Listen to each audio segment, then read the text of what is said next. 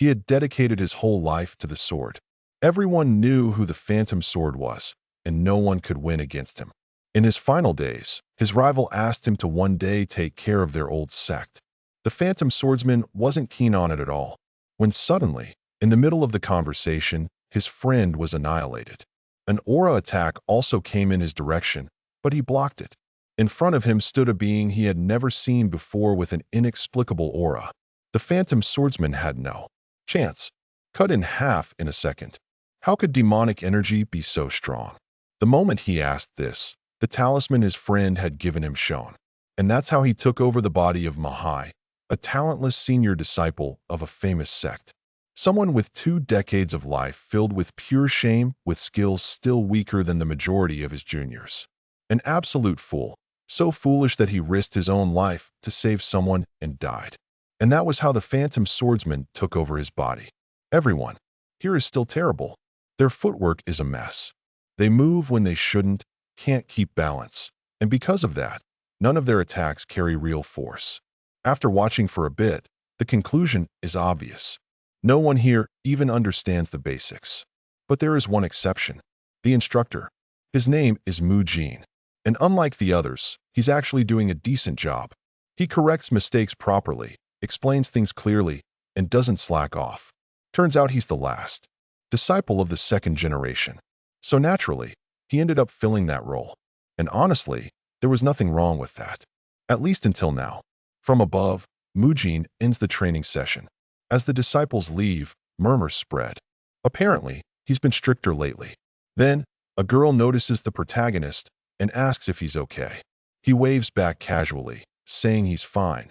But in her head, she can't shake the feeling that something about him feels different. Mujin walks down the stairs and greets Mahai, apologizing for not greeting him earlier because he was busy with training. Mahai says he understands. He knows how heavy that responsibility must have been, especially when it should have been his in the first place. Mujin bows, saying he's grateful for the opportunity. That's when Moi drops it. He says he'll be taking the role back. The nearby disciples freeze. The girl from earlier whispers to the others asking if she heard that right. Even Ho realizes now. His suspicions were correct. Moi really has changed. Mujin pushes back, saying Mahai was the one who asked him to take over in the first place. Mohai calmly replies, "What's wrong with taking responsibility for his own duties again?" Mujin snaps back. He says, Mui forced the role onto him because he lacked confidence. That's when Mui laughs. He realizes it now. This guy isn't just helping out. He wants to become the main disciple, the one who can succeed, the sect leader. And with most first-generation disciples busy rebuilding Manhwa, the fastest way to change the sect isn't through elders. It's through the 2nd generation. On top of that, there's the purple aura circulation technique, a technique only the sect leader and the main disciple can learn. Moi needs it, so he won't back down. Mu Jin gets frustrated. He brings up the invasion of the palace of the Black Knight. Says Moi disobeyed orders, stayed behind, and caused others to follow his lead, forcing the elders to intervene. Moi smiles, then admits it. He says, Mu Jin is right. And that's exactly why he's taking responsibility now. Mujin yells, asking how anyone could trust him. Mahai lowers his head, saying, Mujin simply doesn't understand the situation. As he walks up the stairs, Mujin asks what he's misunderstanding. Moi stops. With a cold look, he asks since when did he need Mujin's approval? He's not asking for permission. He's informing him. Politely, Mujin's mind races. The man in front of him doesn't feel like the senior disciple he knows anymore. Unbothered, Mui announces he'll take over morning training starting tomorrow. Any complaints can be brought up after the session, and he advises Mujin not to take it personally. Mujin mutters that he feels like he's looking at a completely different person. Moi replies calmly, "People change when they come close to death." The disciples whisper among themselves, trying to understand what just happened.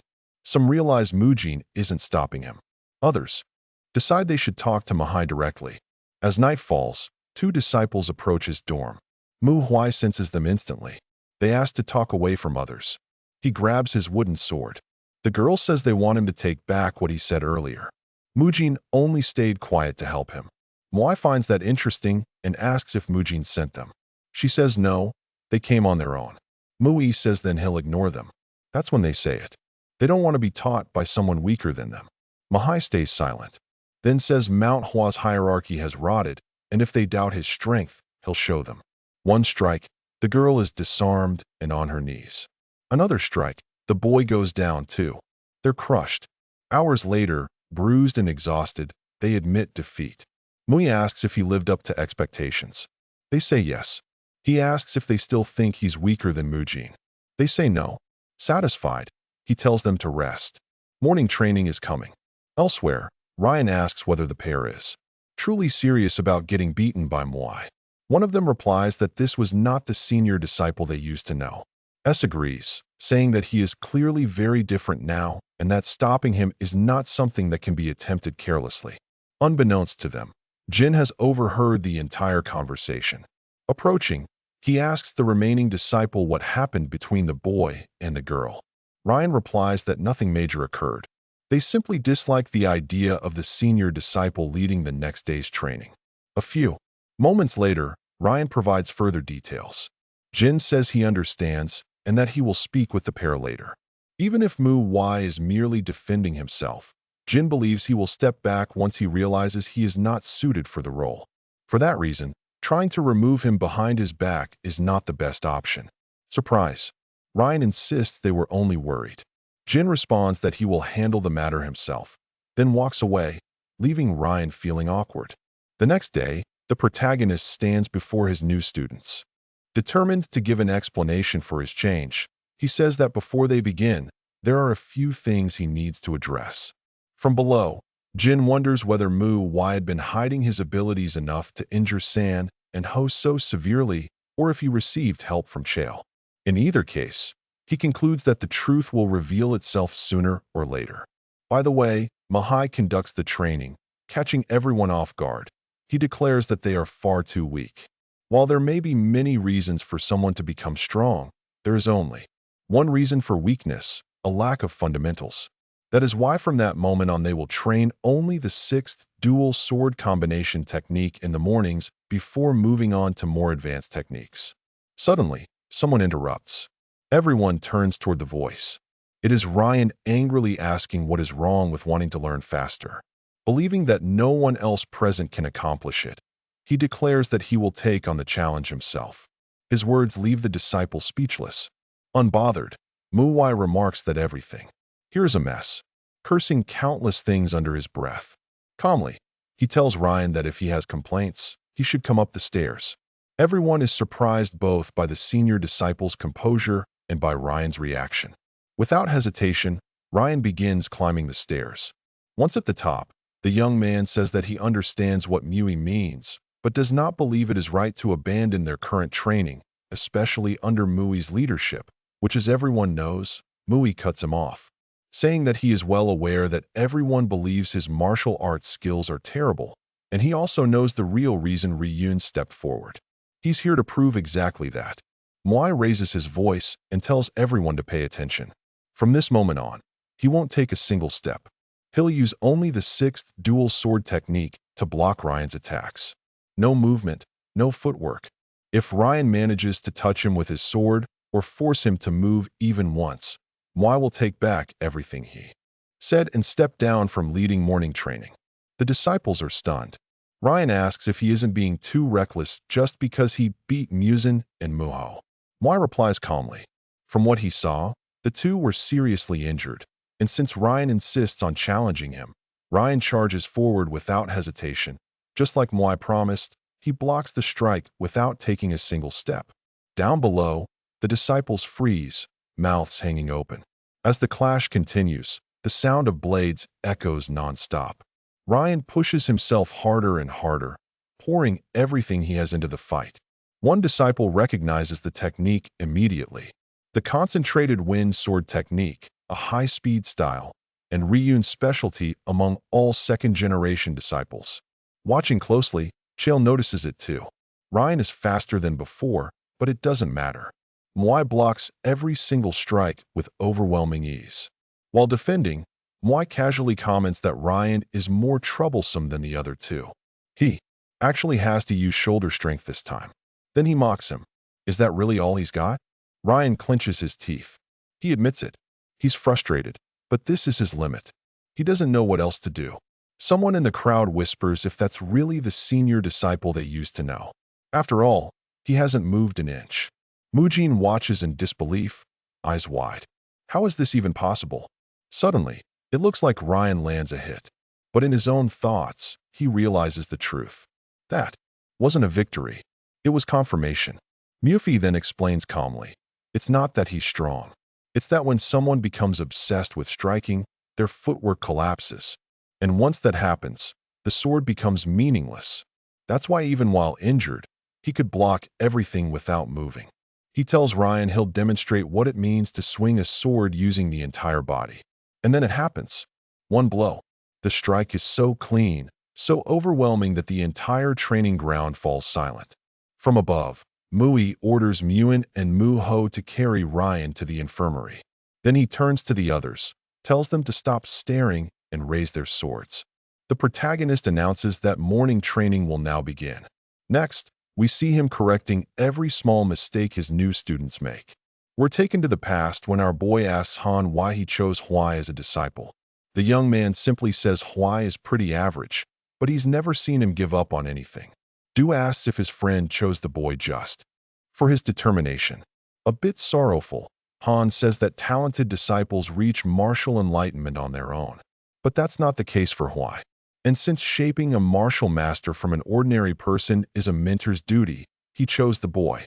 Back in the present, our boy says he loved to choose a few talented disciples. But now he's the senior disciple leading the second-generation disciples of Mount Ha. So he can't leave anyone behind, even if doing so is far more frustrating than he expected. That's why if he meets Hyan in the afterlife, the guy will owe him a really good drink.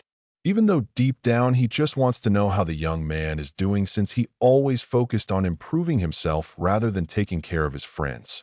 Trying to comfort himself, our boy concludes that Hyan must be fine since he rarely lost fights, and says it would be nice to see his friend again someday. After a few days, we learn that the proper training of the second-generation disciples is going smoothly, even though it's been a tough road as they had to start from scratch. Still, Huai is sure that the plum blossoms will bloom through all the hardship. Walking through the Crimson Forest, he says he also has a long road ahead since his first steps to change the Mount Hua sect must begin with raising his own martial realm. The senses are one of the most important aspects in that process because the sharper they are, the easier it becomes to notice small changes. Something that helps a lot in martial arts training. And even though he felt nothing when he first opened his eyes in that body, now he's certain that someone is watching him, but not in a threatening way, just out of curiosity. Still, the protagonist can't quite tell who it is yet. That's something he intends to find out soon. After some time walking, Hai reaches his destination. Inside the temple, we see Hyan Gak, who apparently knows the former owner of Dao's new body quite well. Bowie, in greeting our boy, says he's there to study the secret techniques. Though intrigued, the man says it's fine. He only asks the boy to be careful and not overdo it since he's still not fully healed. The protagonist says he'll be careful. Then Gak mentions he heard that one of his disciples was rude to the boy. Confused, our boy wonders who the man is talking about since he'd be up 3 different people, quickly deciding that it doesn't matter much. Just then, he unsurprises him by apologizing, saying Muzin only did what he believed was worth doing. With a smile, the man even says that in another time the boy would have faced much worse consequences. Without saying anything, the protagonist realizes that apparently he won't face any issues. He then says he simply did what he had to do as the senior disciple, so the man doesn't need to worry about anything. Shocked, Gak wonders if he really just heard those words come out of Whi's mouth, and if his eyes were always that sharp. In his thoughts, our boy wonders why the hell he's being stared at like that.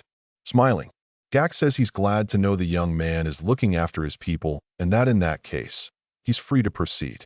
Watching the protagonist walk away, the man wonders how someone who lost his master can still be so full of determination.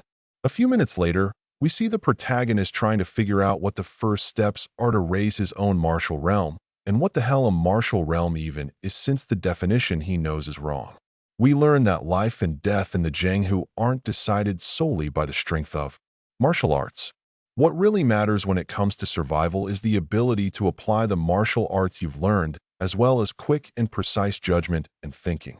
That's why a martial realm is the mastery of martial arts along with the experience and wisdom that come with it. This was the definition of martial that do reach after endless training and contemplation.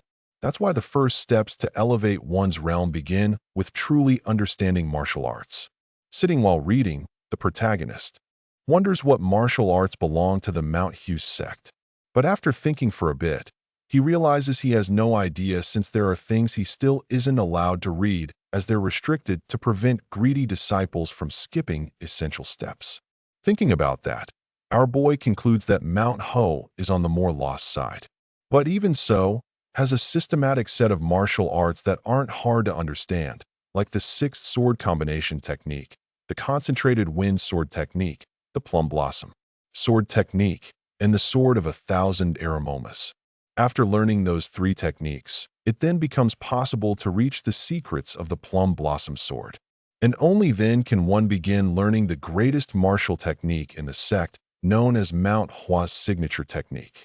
Devouring the book says the driving force behind the group that became one of the most renowned lies in the secrets of these sword styles. And rumor has it that the best swordsmen in the sect mastered more than one of the three plum blossom sword techniques. Since the first technique is the roots, the next three are the trunk and the secrets form the branches. Finally, in the sword of 7 flowers, the three-edged sword and the lucid plum blossom sword are the flowers of the tree. Closing the book, the protagonist concludes that he has reached the trunk, and even if he wanted to reach the branches, he would need the plum blossom sword, which is given only to those recognized as martial arts masters. As he says something out loud, someone asks if he's referring to the plum blossom sword. It's Bakyu who arrived quietly. Our boy stands up and greets the sect leader. The man says he came to see why someone had been there for so long, then asks if the protagonist minds if he sits for a bit.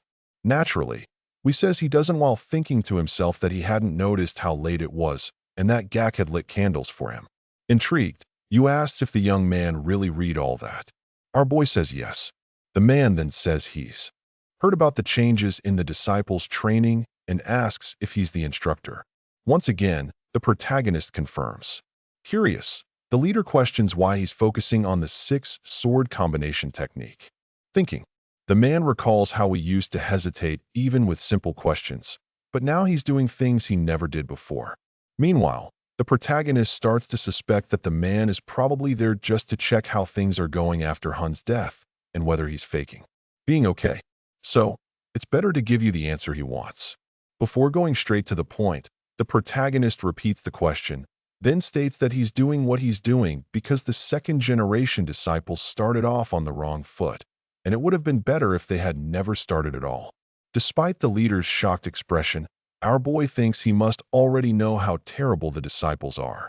So, he'll probably believe they think alike, which will work in his favor.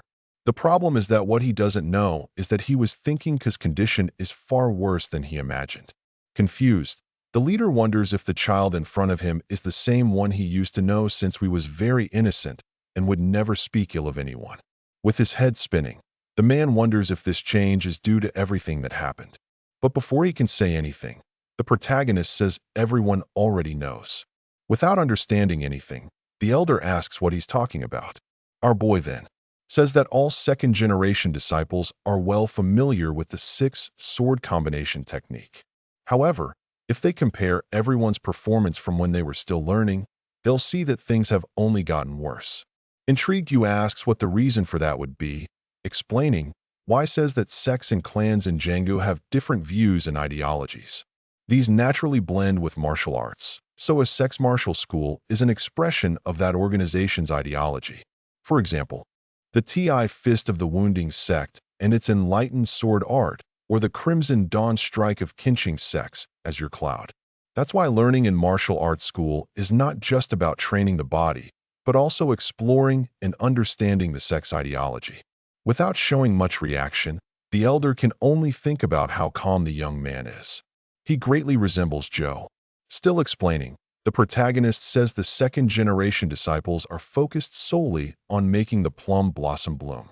Yuvin asks who he proposes to change. That. Without hesitation, the protagonist says he needs to make everyone realize that learning the sex signature technique is not the true purpose of a martial school, but rather train endlessly in order to explore and understand the ideology and then apply it to daily life. That's why the plum blossom isn't exactly the end of everything. The elder's eyes widen as he realizes how much Kay resembles the deceased disciple. Not in appearance, but in wisdom. You wonders if he's the only one who can see the talent in that child. Agreeing with everything the protagonist said, the man remarks that he thinks very deeply despite being so young. Hoi then says he now intends to guide the disciples in training with the 6-sword combination technique. Bak says he has no doubt the boy will do well, but would like to know what path he intends to follow. The question catches our boy off guard. Thinking he says that after studying the martial arts of Mount Hugh's sect, he realized they're all good. But he also found some things disappointing, like the fact that they prioritize being strong only for survival, or the fact that they don't use combat tactics or heavier, larger swords. Even trying to hold back, the protagonist concludes that he won't be able to, even if it shocks. Out loud, he lies and simply says he doesn't want to walk a very grand path because he intends to do the things his master wanted to do and take his place. After all, continuing on his master's path and surpassing him is a disciple's duty. Shocked, Yu says he understands, referring to seeing Haiyan in Hawaii, which is not because of the boy's talent, but because of his will to follow his master's path. Thinking, he says that creating a new martial technique is no easy task. Still, he is very proud of the young man standing before him. Smiling, he says out loud that Haiyan would surely be proud, and our boy thanks him. The man then reflects that his worries have turned into hope, stating next that the winter snow is cold, but the scent of the plum blossoms that endure the cold and bloom is much stronger. And even if he wasn't able to protect the plum blossoms that bloomed on Mount Hua, a small bud remained. So from that moment on, his duty would be to make that bud bloom. Out of nowhere, Yu says aloud that there are many other flowers besides the plum blossom on Mount Hua. Then he asks if the boy knows why they chose that one in particular. The protagonist says he doesn't. Being mysterious, the elder says he'll learn a lot if he reflects on that. He quickly gets up to leave. After taking a few steps, Yu says he forgot to mention something. He then reveals that he also lost his master. But even so, he can't say he fully understands Huey's sorrow. However, the boy shouldn't think of Hyun's death as an end, but rather as a beginning to do what he would have wanted. In silence, the protagonist thinks that actually isn't such a bad idea. He then thanks him for the conversation filled with wisdom. Alone, Joe remembers the past when someone said he looked very fragile. Aside from being arrogant and reckless, which are two perfect qualities when it comes to building muscle, the mysterious man then asks if he wants to try a new way of training. We return to the present moment where in the morning the protagonist seems to be training in the way that man taught him. Thinking, he says he didn't expect his encounter with the Iron Fist King of the Mountain to be so useful, since he taught him a pretty rough but very effective training method that will show results in no time. Suddenly someone yells and says it's time. Not understanding anything, our boy asks what the girl is talking about. With her eyes shining, the young woman says that the sect leader asked for him to come down the mountain. We see the Elder's Temple where someone says the next edition is about the third-generation disciples. Yu agreeing says the problem is they didn't have time to select such disciples because of a Shawnee massacre. One of the elders then says it would be interesting to accept some disciples from external sects to show that they are doing well. Neither agreeing or disagreeing, another man asks if it wouldn't be better to send a disciple to check on the external sector of Shanxi, since another unorthodox alliance or evil organization is probably trying to fill a power vacuum. We learned that external sects are located outside the martial halls created to teach the martial arts of Manhwa sect. That's why the influence of an external sect comes from the fame and achievements of the main sect. In thought, Yu says it makes sense for the external sect to be more anxious after what happened. But first, they need to choose which disciple to send. Taking initiative, the leader says this matter can no longer be postponed. He then suggests that they send his second-generation disciple. Concerned, San says the outside world is still a mess. He then says that in that case, they can choose some of the most talented disciples, including Hootie smiling. Jin says he likes the idea, but everyone is shocked that you mentioned the boy. San says he doesn't really like the idea of sending the young man, but the leader says he's changed a lot over the past month, and he's certain the boy will be fine. We're taken to the city of Posen, where the protagonist and 3 other disciples meet, thinking, our boy says it's a small town with nothing interesting except for the alcohol. Suddenly, the long-haired girl calls his attention to show him a chicken dish. Yes, apparently they've never eaten chicken that way. Jim Min tells Manhwa not to forget that they're wearing the Manhwa sex uniform while she drools. The girl says she got it, but quickly adds that now she smells lamb. Then she asks how they could not want such good food. Suddenly, someone bumps hard into Hua. Her big eyes widen in surprise. Quickly, everyone starts staring at the rude guy. Hai raises his arm and Jin asks what he's doing. The man then asks if it's the first time those plum blossoms are in Jingshu. He then says the girl should apologize since she bumped into him. Hua shouts that he was the one who bumped into her. While the protagonist thinks those guys must be from some criminal organization, probably the one that took over the power vacuum left by the external sect of Shangi. Even so, it doesn't make sense for them to be that rude unless they have the backing of someone powerful. Not wanting to get directly involved, the protagonist concludes that learning to deal with that kind of people will be good for his students. He then decides to take action and show how it's done. Pointing his sword at one of the men's eyes, he asks where he thinks he's looking. He then says he knew from the start that it was the man who bumped into the girl, but he preferred to wait and see how the guy would act. And since he was rude, he picked a fight with the Manhwa sect. Catching the guys by surprise, the protagonist adds that now he understands what Jingshu's underworld thinks about the sect. Sweating nervously, one of the men apologizes, but our boy says he doesn't accept apologies from scum like him, and that if he wants to stop his ally from losing an eye, he better get out of the way right now. Mouth wide open, the man thinks that apparently boy really will attack. Hai narrows his eyes and keeps staring, making the group run off with their tails between their legs.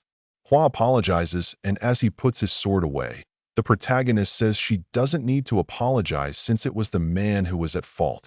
And since he knows everyone must be surprised by the situation, he'd like to suggest they find and infer something.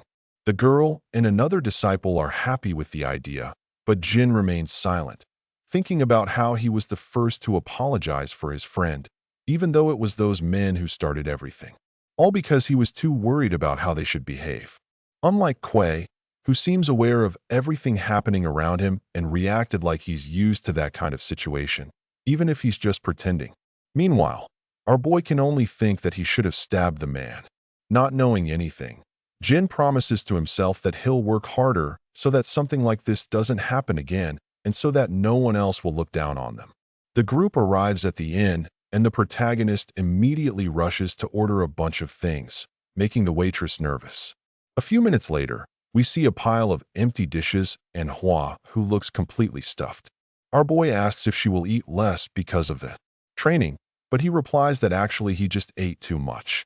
Curious, What asks what else they're going to do that day since the sect leader didn't say what the goal was. That after the protagonist asks what notable things had happened so far, she remembers everything they've done. With wide eyes, the girl recalls the underworld. Hei then says that since the leader gave them full authority, he was thinking of teaching a lesson to the underworld bastards. Night quickly falls in the city, and still inside the inn, the group plans how to carry out the mission. Jin says it's better for them to gather some intel on the men before doing anything.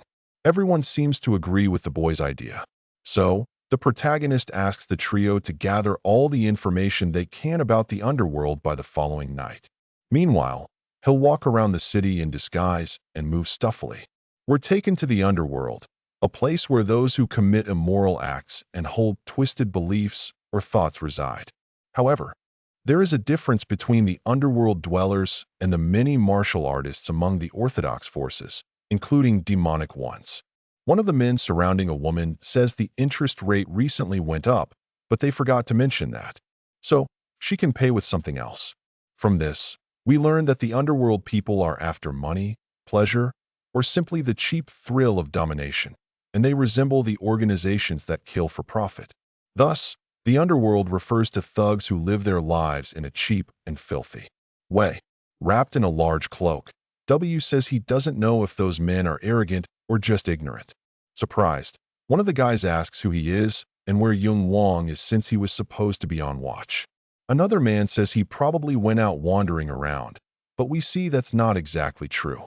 Coldly, the protagonist asks who they believe in to act like that. Confused, the bald guy questions whether the boy is trying to start a fight, but if not, he should just turn around and take his nosy ass out of there. Covering his face, or boy says he came to find them for a different reason. The long-haired man asks what the hell he's talking about. But before he can say anything else, he takes a knee to the face that sends him flying. Mouth open, the bald guy asks why the boy did that. Without saying a word, we starts beating up the man already on the ground until he leaves him completely unconscious. The woman takes the chance to free herself and leaves the bald man alone. The protagonist then says he seems to have learned some third-rate martial arts, so he'd like to see him in action, but if he wants to live, he can just hand over his wallet. Elsewhere, we see another guy peeing. Sitting at a table, two men ask if he's going to do that all the time, saying they'll both be sober by the time he's done. Rolling his eyes, the old man finishes what he's doing and says it's really annoying. And neither he nor the two notice that there are two dead men tied to a tree. The man only comment that a guy in a cloak was there a few minutes ago, took a bunch of food to go. We're taken back to the city where Hua talks with a local in search of information. Trying another strategy, Chul hides behind a wall to eavesdrop on conversations. Meanwhile, Jim pretends to be just a guy having a drink so he can spy up close. Far from there, in another area, someone comments that they smell pork and spring rolls. A mustache man says he doesn't know who that bastard is, but he must be crazy to show up there with food. Unable to control themselves, people begin advancing toward Hawaii, who draws his sword and slashes the air, saying he's not there to share food, so anyone who tries to touch the bags will regret it. One of the men says the boy is truly impressive and apologizing, introduces himself as So Jinga from the Beggars sect. Our boy puts his sword away and introduces himself as well. The man then says that his sect considers what happened to the sword saint of Mount Hua a disgrace. He then asks what brings him there. Getting straight to the point, the protagonist says he wants to know more about the underworld dwellers. And since the food will go bad if it gets cold, it should talk while eating. Laughing, Jinga says that's interesting. Sometime later, Hai learns that the underworld people belong to the Blood Brutal faction, which took over the power vacuum left by the Hai sect and the external branch of the sect. The leader of the Beggars sect says what sets them apart is that the people in this faction actually know martial arts techniques. Our boy says he understands, but now they need to talk about what's truly important. Like, for example, who is behind the faction? Intrigued, the old man asks why he thinks there's someone powerful behind the organization. Explaining, our boy says he thinks that because Posen is quite large compared to other places, and yet a mere faction managed to monopolize the city, which means someone clever is very interested in the power vacuum.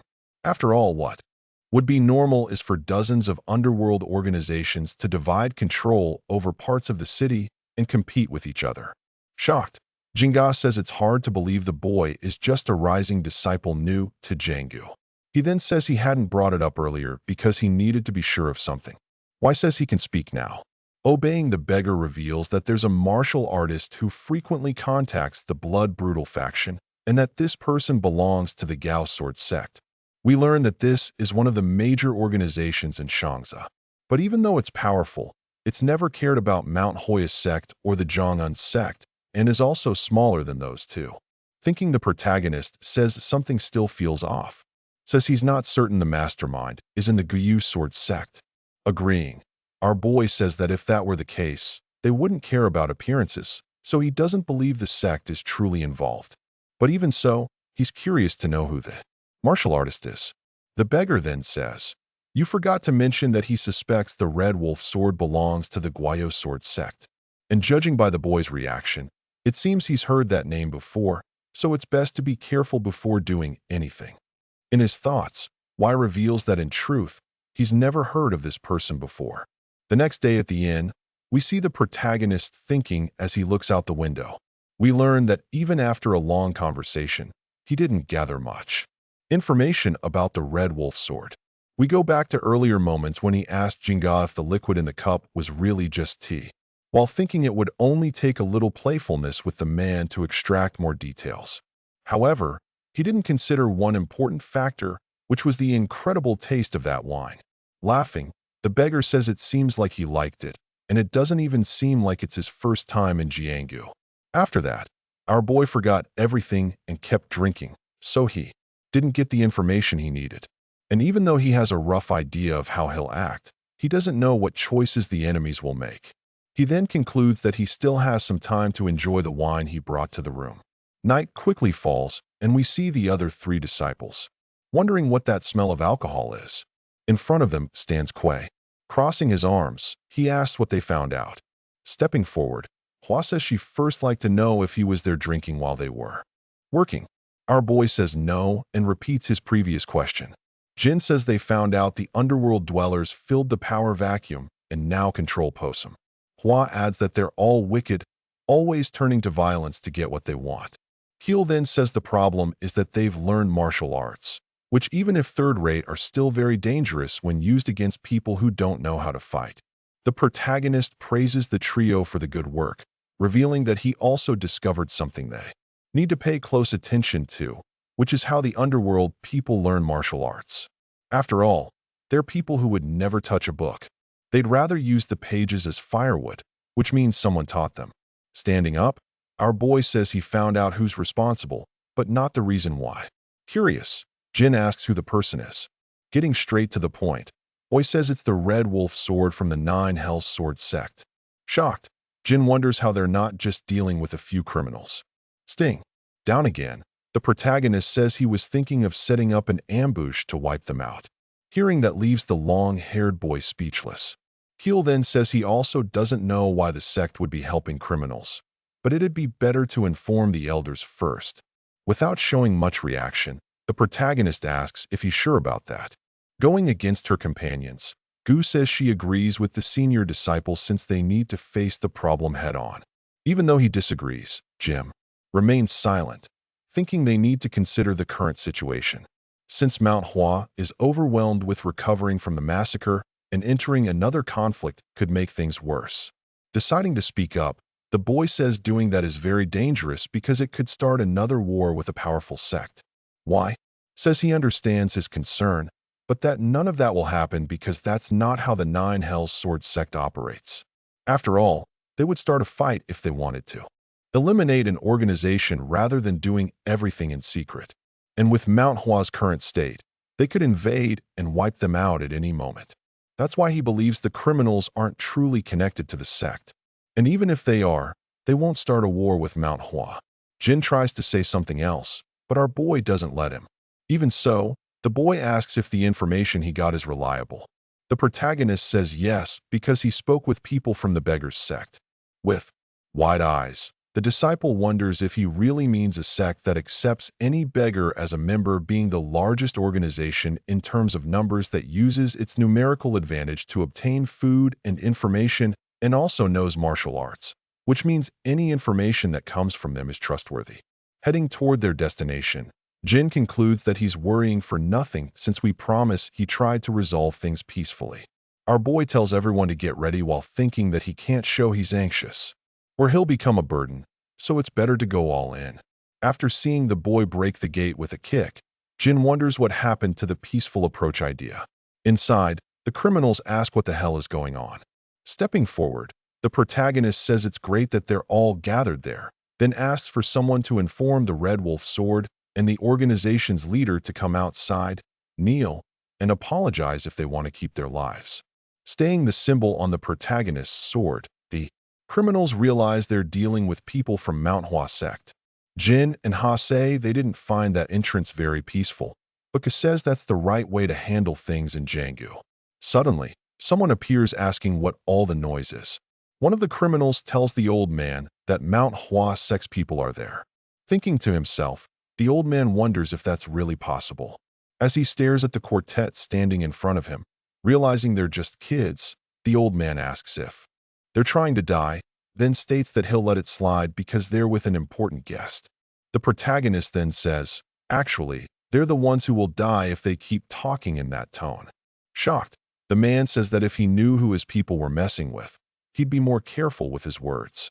He then orders the group to show the coordinate just how terrifying the Jangu can be, but without killing anyone. The men quickly take position and draw their swords. However, something catches W's attention.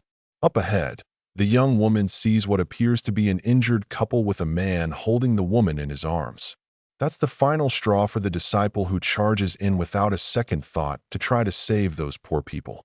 We see that the man severely wounded is no longer breathing, but the woman still has her eyes closed. The rest of the disciples immediately rush over to Hua because two criminals are about to attack her. Showing she's not weak, the girl unleashes her bamboo leaf hand technique, which sends the enemies flying. Approaching, Jin says she can't just run off like that. Shouting, Hua says they need to get those people to a doctor. Standing up, one of the men asks who said she could do that. He then states that even though they're from Mount Hua, there are still few of them. Just one coordinated attack would be enough to defeat them. The shouting draws the attention of the gang leader, thinking to himself the protagonist concludes that the girl had been hiding her true strength during training.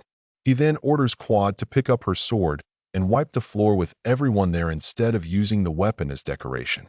Meanwhile, the leader of the criminals wonders why the boy didn't run in to help like the others. He concludes that the boy must be confident, so he won't dare face him alone, but will help the others so they can all fight together. Ka says that even though the man ran in, he wasn't really the one he wanted. However, since it's his student's first time in Jangu, it means no one here knows anything. Much less that criminals fight dirty and spit on their opponents, since winning is all that matters. But this time, there's no one to protect them, which means the trio will have to learn that life and death in Jiang, who aren't decided purely by martial cultivation. Without moving a muscle, our boy reveals that this is nothing more than one of his lessons. He then notices that things seem to be different for Chio. We see the boy stop an opponent with just one hand and leave another one visibly shaken. Even so, the bald man decides to attack with his sword, but he's blocked too, and after taking the hit falls completely unconscious to the ground. Kill gives a dark glare to the criminal who was watching the fight. Suddenly, the gang leader charges toward Hu, saying that apparently he's the easiest opponent, so he'll take care of him first. Unluckily for him, with a single strike, our boy slams half his body into a hole in the ground. Shocked, the other criminals say the leader is down and start asking what they're supposed to do now. Suddenly, someone says all they have to do is pick another leader. Anyone who killed the Mount Hatrats. Our quartet realizes that this is the man known as the Red Wolf Sword. Mocking the protagonist says he was wondering when the pretty boy would show up. Surprised, the old man asks if the boy knows him, then says that being recognized by a young Manhwa disciple is an honor, who then says that actually he only heard about him yesterday and apologizing adds that he doesn't bother learning the names of the weak. The old man says that a disciple of Mount Hua should follow the orthodox path, but the boy speaks like a demonic martial artist. Still, if that's how he wants to act, so be it. Jumping down from the balcony, the Red Wolf's sword says the protagonist will just have to give it his all to win.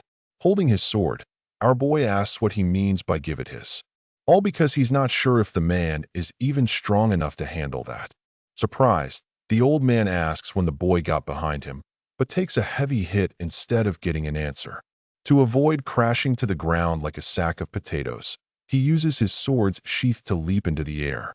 Thinking to himself, he wonders what the hell that speed was since he didn't even see the boy's feet move. And the most impressive part is that the boy didn't even use his sword. Trying to understand, the old man concludes there's no way a young disciple could be at a higher level than him. Meanwhile, we can only think that there's nothing special preventing him from finishing off the Red Wolf sword, especially now since he wants to test his sword. After all, it's been a month since he's been training and researching the combination of Mount Hua's martial arts, even though there's been no one who could assess his progress and performance. That's why the old man in front of him becomes so valuable. Because even if he's not strong enough, he's still something. Without hesitation, the white-haired man charges forward, but the protagonist dodges like it's the easiest thing in the world.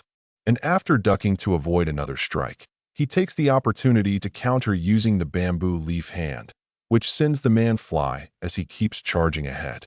After closing the distance, our boy delivers another blow, leaving his opponent completely stunned. Trying to regain balance, the man wonders how the boy read his movements. He then concludes that that's why he couldn't keep up with the young man's actions, which means that maybe they really are on different levels, whether he wants to admit or not.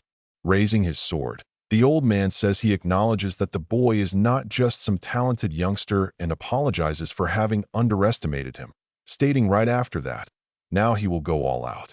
Our boy remains still as his opponent approaches. Stopping midway, the man launches an attack that shows why he's known as the Red Wolf Sword. Seeing what's happening, the trio of disciples becomes worried for Hawaii. But with a single strike of his sword, our boy makes the great wolf vanish. He then states that the technique the man used is fierce, but has many openings. And judging by the way he used it, he hasn't even learned the second half. Stammering, the old man asks how the young one knows that technique, but it seems to be too late, as already closing like a flash, forcing him to stretch himself thin, trying to defend. Even though he's confused, the man is sure he blocked the attack, but quickly realizes the boy used the illusory sword technique, that being his last thought, before strawberry juice goes flying, leaving the criminals in disbelief. However, we find out the protagonist didn't kill his opponent. He only cut his hair and cheek. With wide eyes, the man tries to understand why he spared him and why he hadn't used his sword from the beginning. Even so, he decides, those things no longer matter because now he must figure out how the boy can be so strong and so young at the same time, and so talented even more than him despite being older. Angry, the Red Wolf Sword orders Quinn not to look down on him because he's dealing with a martial artist from the Nine Hell Sword sect. Other wolves appear and charge toward the protagonist, who quickly counters with his sword to defend himself and strikes at the old man across the battlefield. Everyone stops to witness the scene as the white-haired man loses balance and screams, thinking he was already training when the boy was born and continue practicing to be acknowledged for his martial arts. But now the young one has shattered his years of effort like they were nothing. Charging forward in fury, the man yells, asking why his efforts aren't recognized by Hawaii, but takes another slash and doesn't get an answer. After several minutes with his head stuck in a hole, the leader of the criminals finally regains consciousness. Terrified, he starts coughing and asks what the hell happened. Looking ahead, he sees the Red Wolf Sword screaming before being struck directly in the neck. Wounded, the man can only express shock. On the ground, the old man thinks that nothing is as unfair as talent because all of his efforts became a victim of a boy's talent who surely trained only a few hours a day. Unlike him, a martial artist from the Nine Hell Sword sect, Y watches, confused as his opponent laughs and rambles. The old man then says the boy must be used to getting attention and that defeating him will only make him more well-known.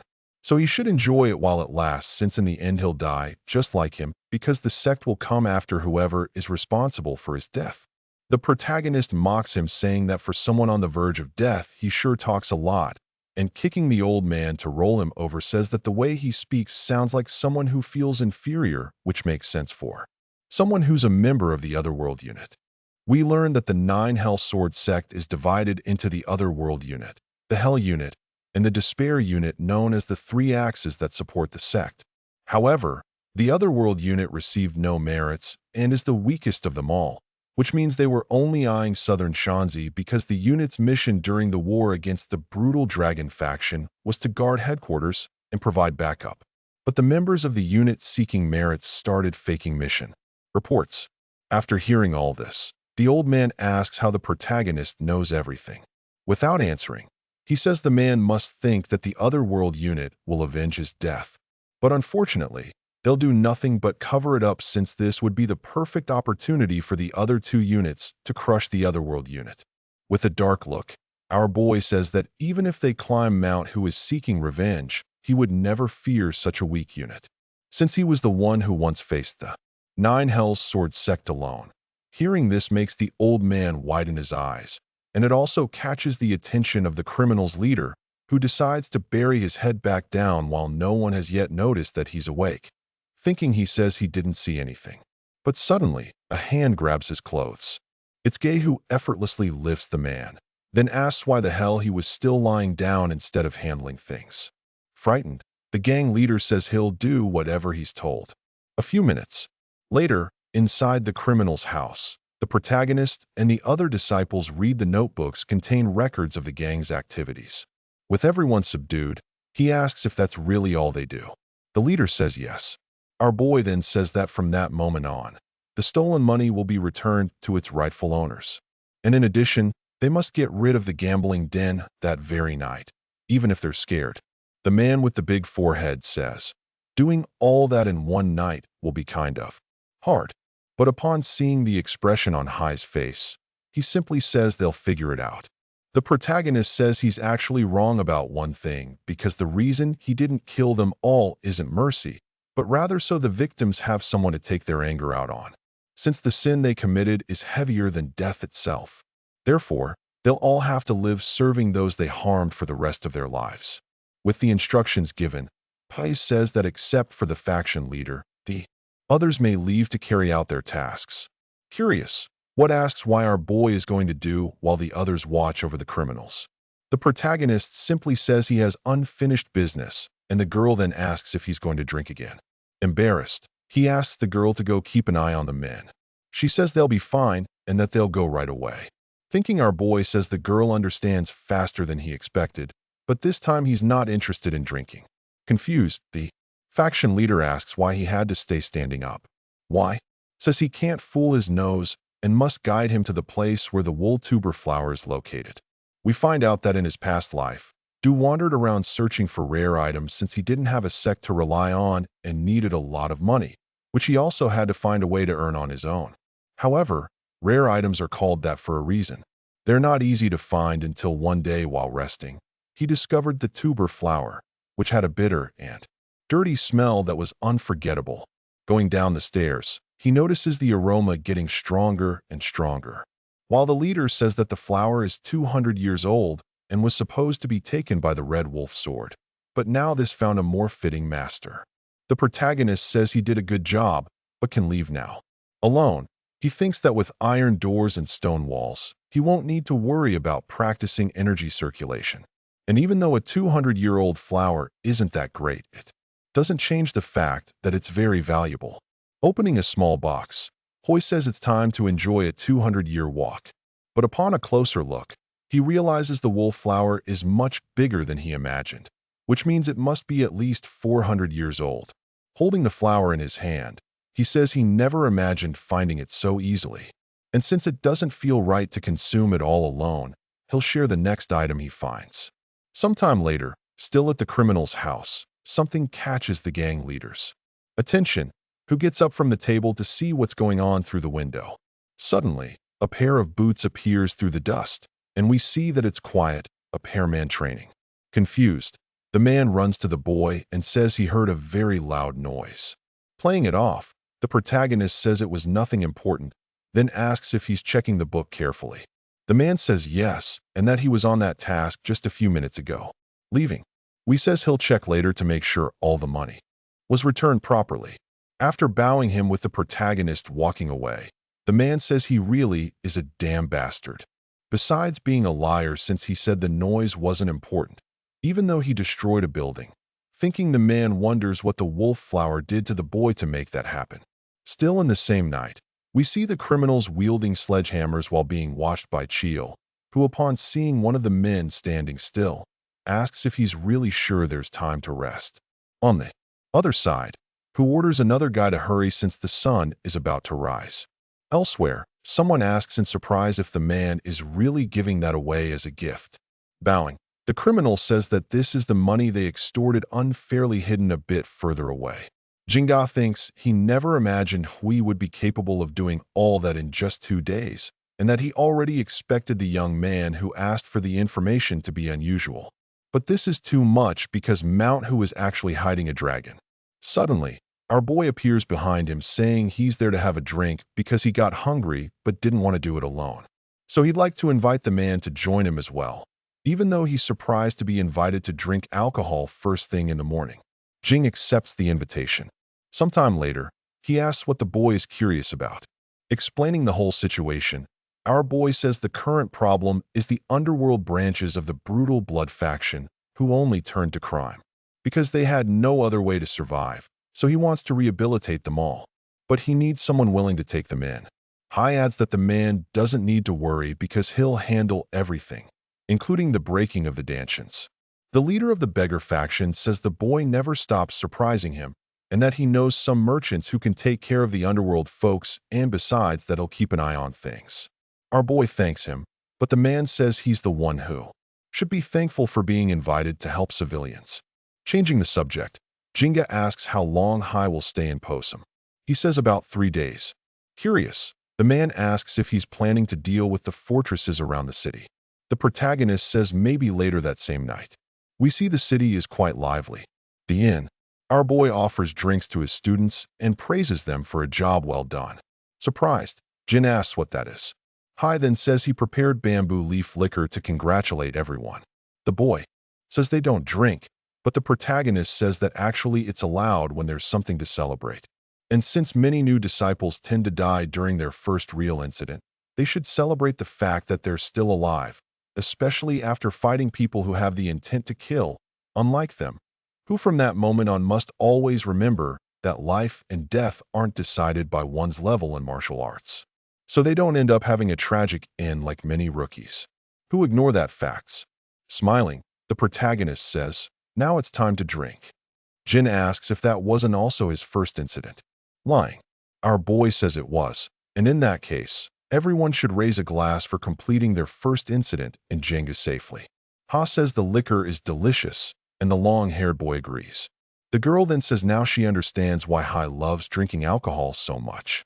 Without saying a word, Chu thinks about the sword technique the protagonist used earlier, which definitely wasn't from Mount Hua, meaning he needs to find out where it's from out loud.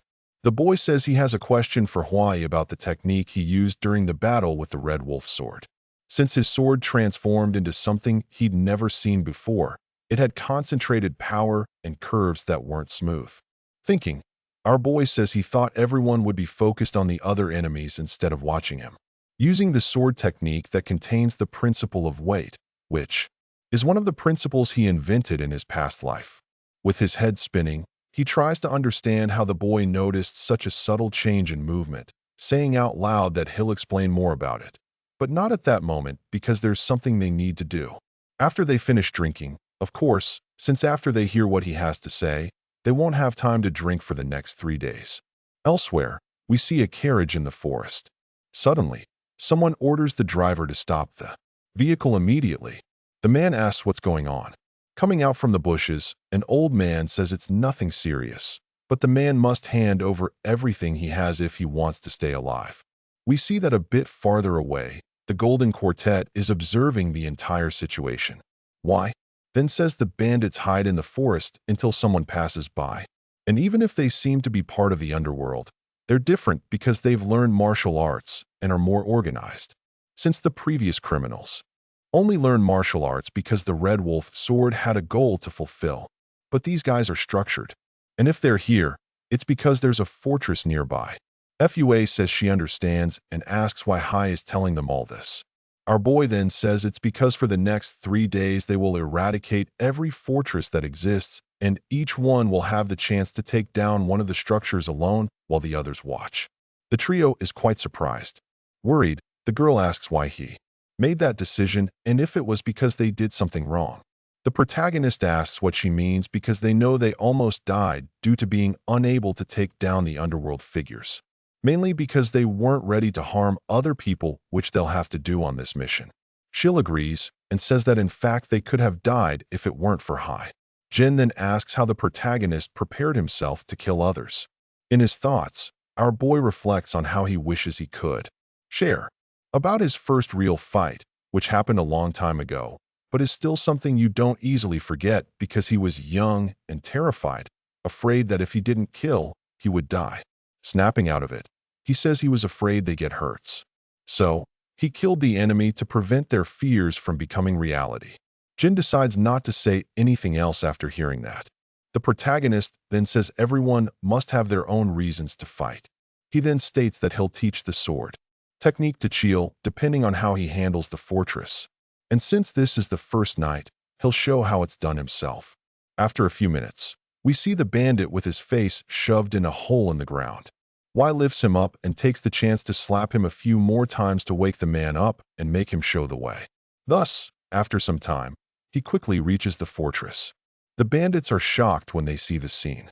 But suddenly we see everyone on the ground unconscious while Hui dusts off his clothes, marking the beginning of 3 days of special training, where in the morning they watch over the brutal blood faction, and at night they deal with the fortresses. We find out the training was effective, even though at first the disciples hesitated, but after a few fights they seemed to learn something, because they stopped hesitating quickly and did very well handling the fortresses, with Mujin being the only one who seemed to need more time. Thinking our boy says the young man is much better than the other two, but still hesitates to kill even when being attacked, which means he's more afraid of hurting others than of dying, something the protagonist can't change since the boy must overcome that on his own. After just 2 days, we find out the quartet completed all the fortresses. The protagonist praises everyone for the good work and announces they'll now head to Wet as planned. Hua asks why they can't go that night, and Wei says it's because he promised he'd teach the technique, then states that everyone can stay too if they want to learn. Without hesitation, the protagonist begins the demonstration while his students watch without blinking since they're too shocked to even do that. The protagonist then says that as the boy saw, the technique is Mount 6 combo, which he modified by adding more weight. He'll ask what he means by weight, explaining, "Our boy says Mount whose sword techniques allow someone to move to the next attack even when blocked, which means it can be combined with any other technique and also makes it possible to mix in elements of illusion." The disciple remains stunned. Akui says they all should already know about the sword sing of Manhwa. Even if the man wasn't the first to do this, he was the best, which means he also had deep martial knowledge to the point that maybe the flamboyant shift and the plum blossom were combinations of the sixth sword, which differ based on the amount of weight applied. That's why Mount Hua's techniques are incomplete.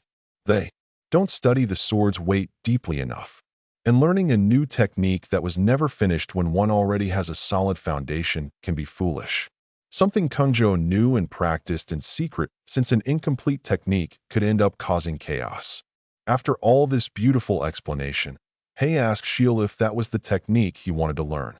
After a few minutes in silence, the boy lifts his head and says yes, then asks him to teach him.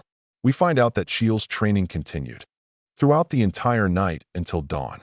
Exhausted, Hua wonders how much longer she'll have to keep watch, then calls Jin's attention to suggest they run off from there, focus on the training. Y says the boy has been wielding the sword using the principle of illusion. Instead of focusing on the principle of weight and the difference in how to use the sword, sweating, Chiel says he understands. In the background, we see the two who are on watch have already taken off, deciding to go check on the underworld folks and get some rest. We're taken to the city where an irritated man tells another to walk faster because at that pace, they won't be able to accomplish anything. Looking around, one notices there are no problems to handle, concluding that in fact the underworld people just needed a chance to change their lives. However, she then thinks maybe they're only behaving because they know they're being watched by her and by Mujin, who is elsewhere. Even so, the girl decides to stop worrying and get some rest since she worked hard these past few days. Suddenly, someone calls her attention. Startled, she strikes a combat pose while drawing her sword, but to her complete surprise, she comes face to face with the woman who was injured in the brutal blood factions building. The one apologizes for scaring her, firmly holding the hand of a little girl. Then she asks her younger sister, Yamyong, to say hi. Embarrassed, who asks how the woman is doing. Without answering, the woman thanks her for saving her brother, bringing tears to the disciple's eyes. The woman then says her wounds heal quickly and that thanks to the young lady. They were able to hold their father's funeral. Wiping her eyes, the girl asks what she means by father, recalling briefly the man who was dead when she arrived. Hua apologizes for not arriving in time and says she hopes he rests in peace. The woman says she doesn't need to apologize because they're truly grateful. Suddenly, Yunyoung starts stammering something with her cute little voice, then says that one day she'll become an impressive knight. Hearing that breaks W's heart, and she can't hold back the tears. Not understanding, the woman asks why the young lady is crying. But the disciple says that surely the little girl will become a very strong warrior, even stronger than her. The woman asks if Hua is feeling any pain since she's crying. But she says that's not it. The day quickly passes, giving way to nights.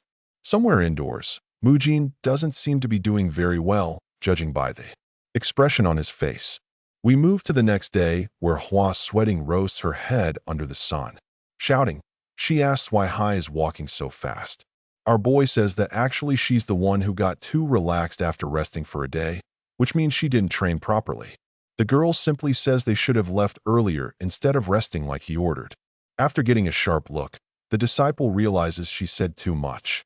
Breaking the tense move, Jin says he was surprised to see that the underworld people in Posen are doing well. Furious, the protagonist says what they really need to worry about is that weak mindset they have, showing that Jin's strategy to change the subject has failed. Suddenly, Hua says she misses Yongyang, who is the younger sister of a girl she saved during the brutal blood attack. Excited, Hua says the little one said she wants to become an amazing night fighter like her when she grows up. Mocking, our boy says it's the first time he's ever cared about a kid's future.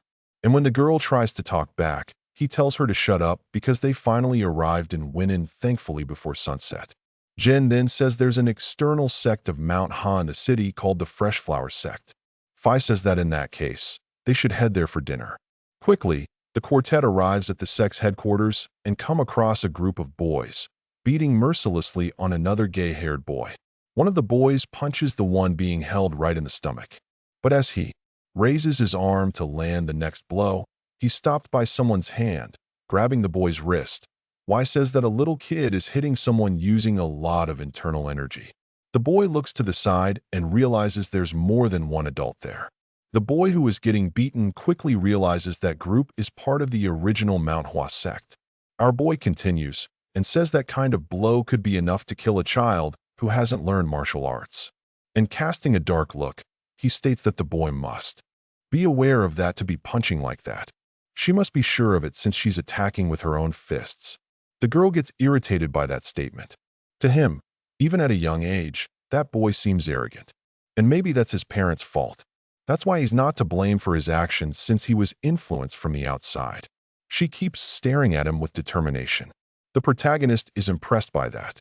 The way the girl looks at him is dangerous. Many people commit crimes because of that. He says, the girl seems to be part of an unorthodox group, and her sect may have influenced her and act that way. A little boy tongues on his road to get his attention, and Mu Hui watches her curiously. At that moment, the white-haired boy is about to say something. The protagonist waits attentively but gets no response.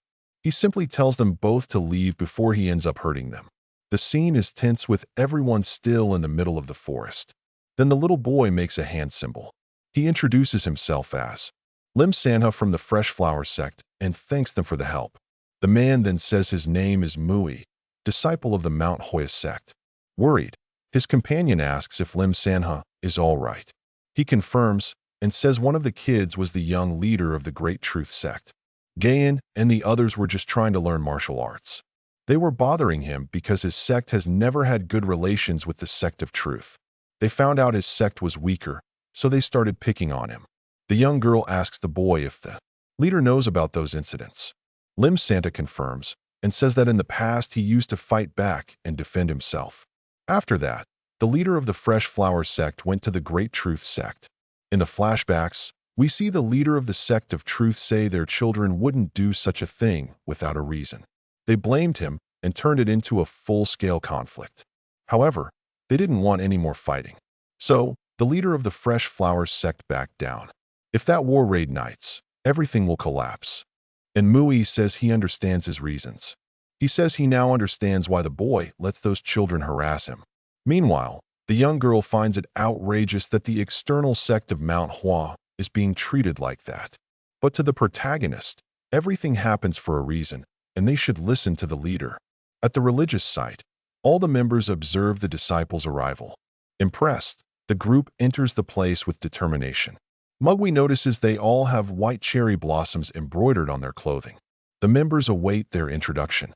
The group makes the symbol of their sect and expresses gratitude for the opportunity to be there.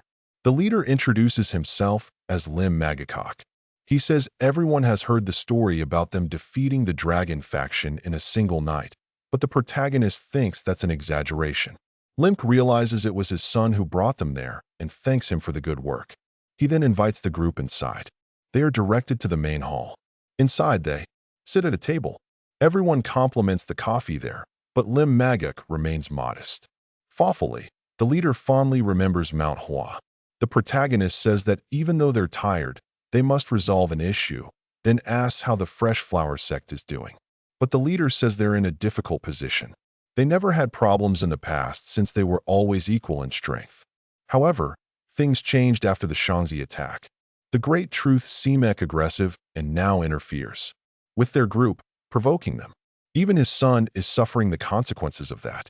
He would love to take revenge for his son, but that's exactly what they want. They're trying to dominate them at any cost. Since he doesn't have the power to defend them, he feels like he's failed as both a leader and a father. Everyone wonders why he didn't request help from the Mount Hoi sect. The leader says that despite everything, he's relieved they're there.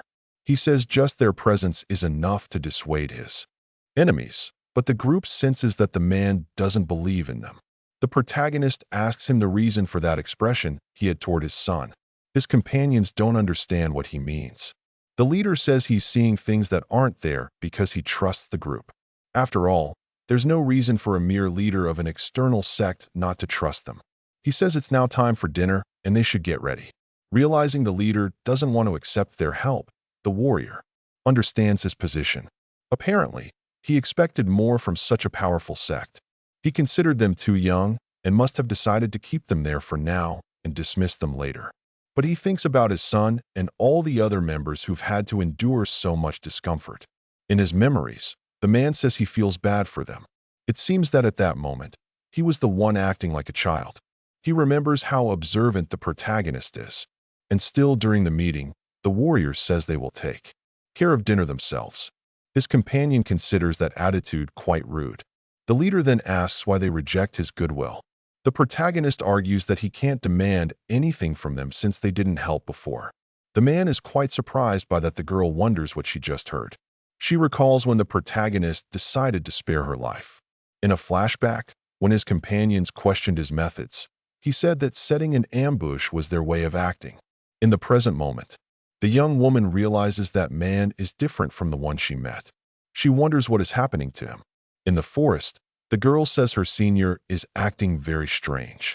Something must have happened, and she wants to know what. Everyone in the group waits for some kind of explanation. Then the protagonist decides to tell him.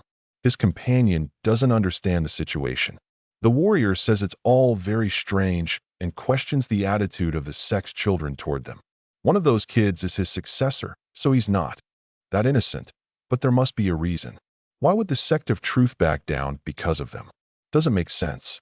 There are only 4 of them, so the chances of losing are high.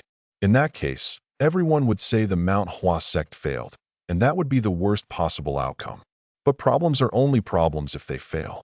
They need to resolve the situation, and the leader definitely has a plan in mind. 2 men are sitting at a table eating.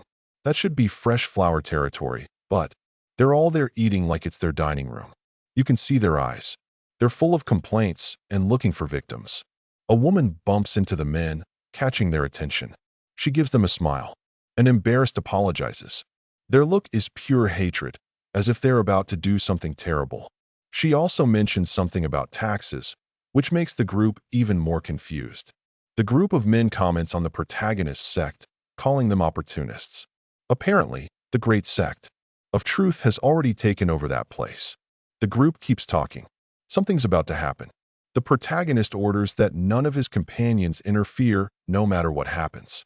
They find that request strange. Another man passes by them, saying he can't take it anymore, and then taps another guy on the shoulder.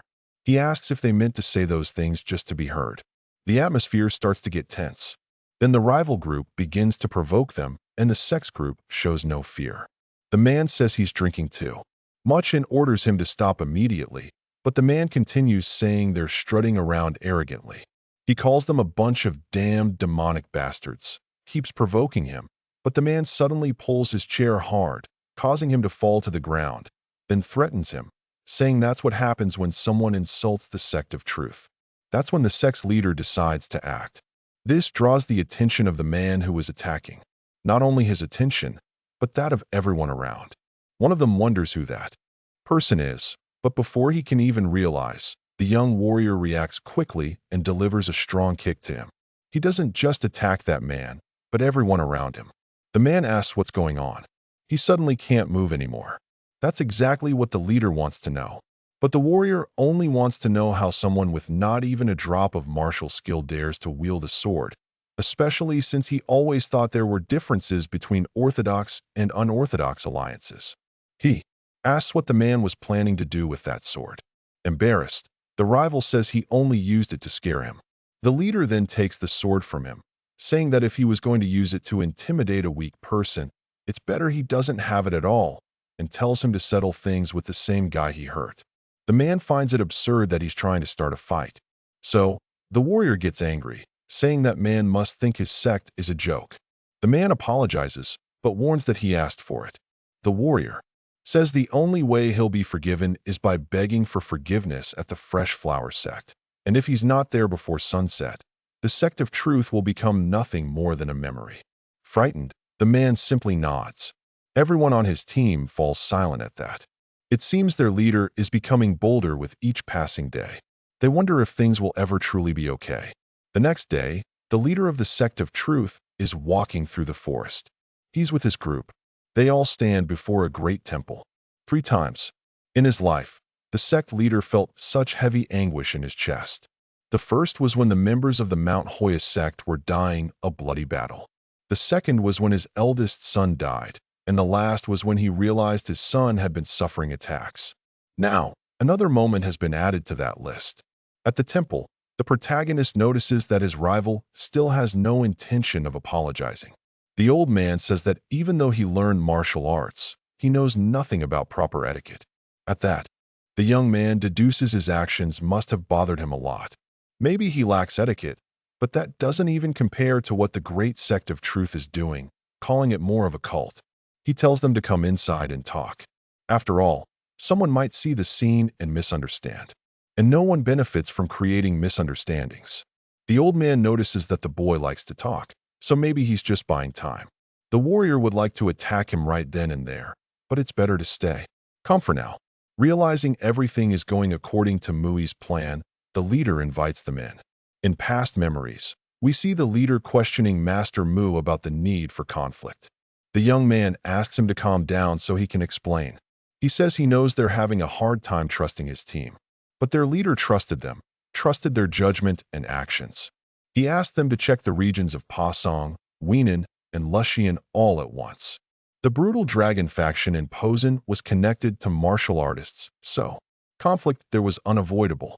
The leader doesn't understand how just 4 of them managed to defeat such a martial artist without injury. But the young man explains it wasn't 4, it was him alone. That's why he needs this group to trust his team. He's even willing to accept a duel if that's what they want. The leader then asks if they could fight the entire sect of truth. But the young man reassures him there's no need to worry. He can handle it all on his own. In the present, everyone is seated at a table. Now that the sect of truth is there, everything feels different. Mubi says he's interested in settling things once and for all. So he presents his proposal, choosing 1 member from each sect for a duel. Everyone is shocked by the idea. The old man begins to laugh. He realizes the boy didn't tell Lim Mag the full plan. He's impressed by that kind of proposal. He even asks if the man has forgotten the death of his son. He says that boy he trusted so much ended up betraying him.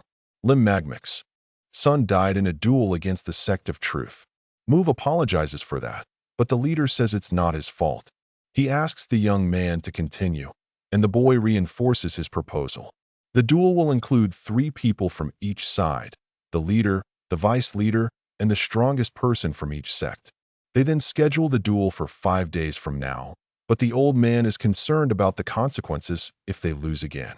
The boy tells him not to worry since their reputation isn't exactly great at the moment.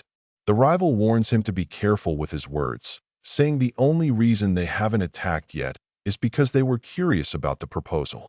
The protagonist says he was merely making an observation. Another member of the rival sect asks if he thinks they're weak. He says they're holding back, which makes the protagonist look at them with a challenging gaze.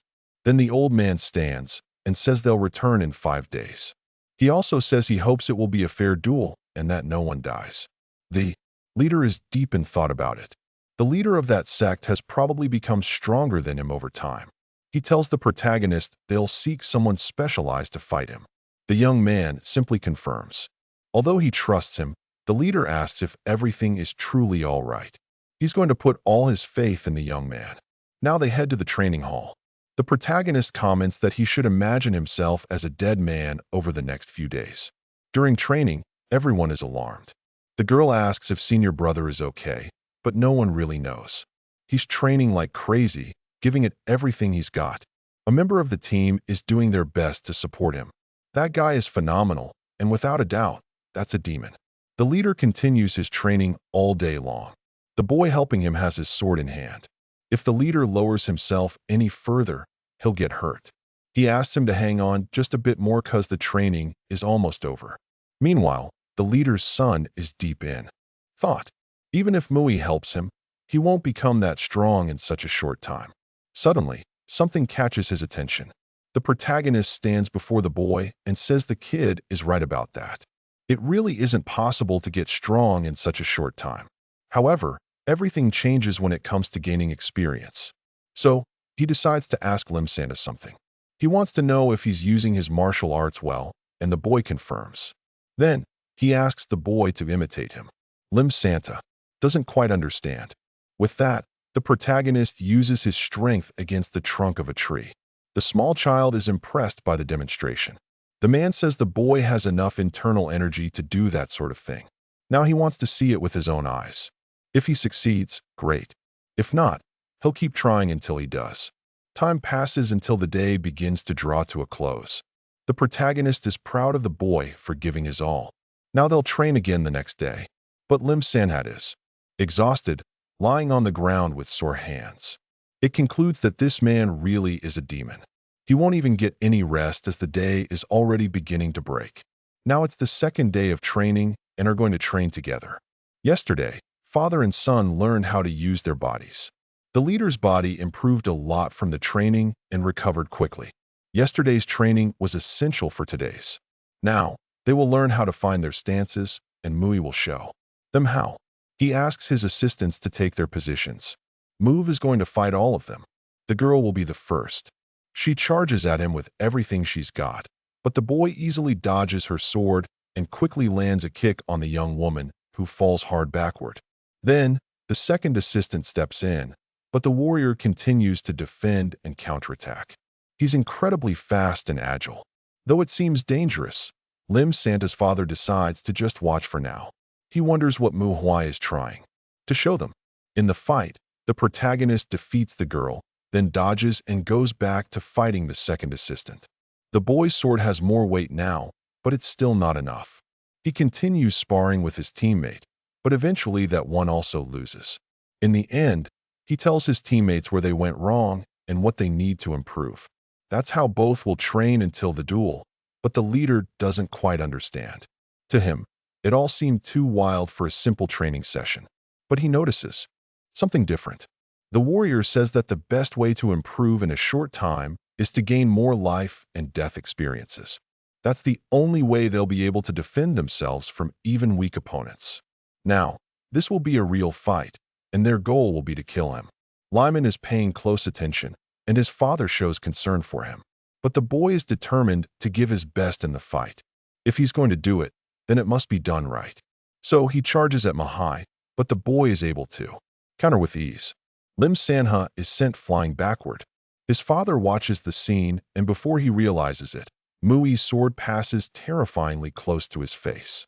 The fight is serious, and the leader jumps back. He asks if his son is okay. The boy says it hurt to be hit, but it was no big deal. Behind them, the warrior asks if they're planning to just stand there chatting. They should fight like it's a real battle. He and the boy won't survive if they don't. The leader returns to the fight. With his sword and strength, he gives it everything he's got, but the warrior Mui still manages to hit him with ease.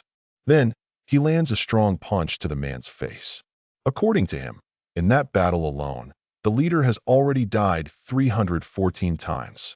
The man realizes he can feel his opponent's movements, even with his eyes closed. Using that kind of ability shouldn't be hard for him, yet even so, he can't dodge properly. The leader argues that it's because the boy's attacks are just too fast. He didn't even use his internal energy at that moment, though it seemed like it. The warrior simply asks him not to try to shift his responsibilities onto someone else. Then, they return to fighting once again. The leader grows ever more determined. He charges full force toward Manhwa, but that also proves useless until the day turns to dusk and the man lies on the ground utterly exhausted. But Mui shows no mercy and calls him to fight again. This time, however, it is the young boy who approaches him. The man advances too, but once more, the protagonist defeats him, and so they continue training without stopping. Throughout the night, without pause. The next day, two men are seated at a table drinking tea. One of them says that a rising lotus sword should be enough for the battle. The leader of that sect plans to humiliate them all on the day of the duel. The man in front of him will play the role of humiliating them. According to the strange man, it would be a miracle if he doesn't end up paralyzed. He also worries about the consequences after a death, but the leader reassures him. Rumors are just rumors. Even if only Mount Hoa stands against them, it won't be a problem. The leader says he knows how to handle it on his own. The man in front of him wonders how someone weaker than him can be so arrogant. He questions whether the man is blinded by greed or has always been that way. Everyone followed the order and left the meeting room, but nothing takes Mui's mind off the feeling that he is about to uncover what Kong is hiding. The young man remains thoughtful as he realizes there is something more important. The training of his group must proceed as planned, so everyone is in position in the courtyard, ready to begin. He confesses to Mua that he feels bad for not having supervised for training lately. Now he intends to train them like dogs. Much is so eager to debut his sword that he attacks without thinking, hurling the weapon at his friend and trainer. The massive sword cuts through the wind swiftly toward Muai, but he reacts quickly and blocks the attack. The young man realizes, just as he predicted, that the large sword has made his moves stronger and heavier. But with one lightning-fast motion, he corners the warrior and places his blade right at his neck, explaining that the weapon's weight has also made him slower and that a single mistake could cost him his life. As he speaks, Mu catches something in his peripheral vision. He then dodges Mua's attack, realizing that he had actually dodged his scabbard. This is a distraction tactic that forces the enemy to waste their reflex on an object that can't cause harm, only to follow up with a real attack. A feat that throws off the opponent while the sword follows from the opposite direction. Still avoiding the use of her sword, she kicks the master's leg and maintains her advantage, gradually weakening him. Surprised by his defense, the young woman tries to understand what went wrong. Moi explains that although clever, doesn't work so well. Because it's too obvious a trick, something an experienced fighter would spot. With that, he strikes her without mercy in a swift move. She escapes and dashes away like a blur. Her senses are sharp, and she watches Mahai approach from afar like a demon. Recognizing her natural talent, he thinks he can help her better harness that advantage.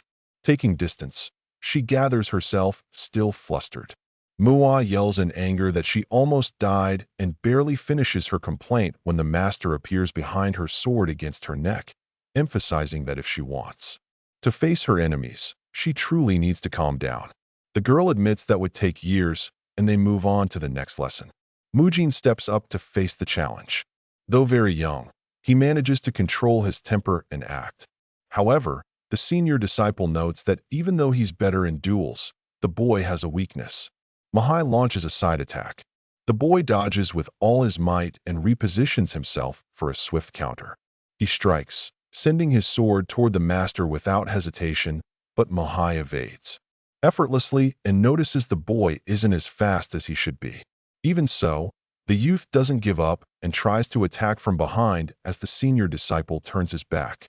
However, a staff gently hits his back, and he realizes it's not the sword.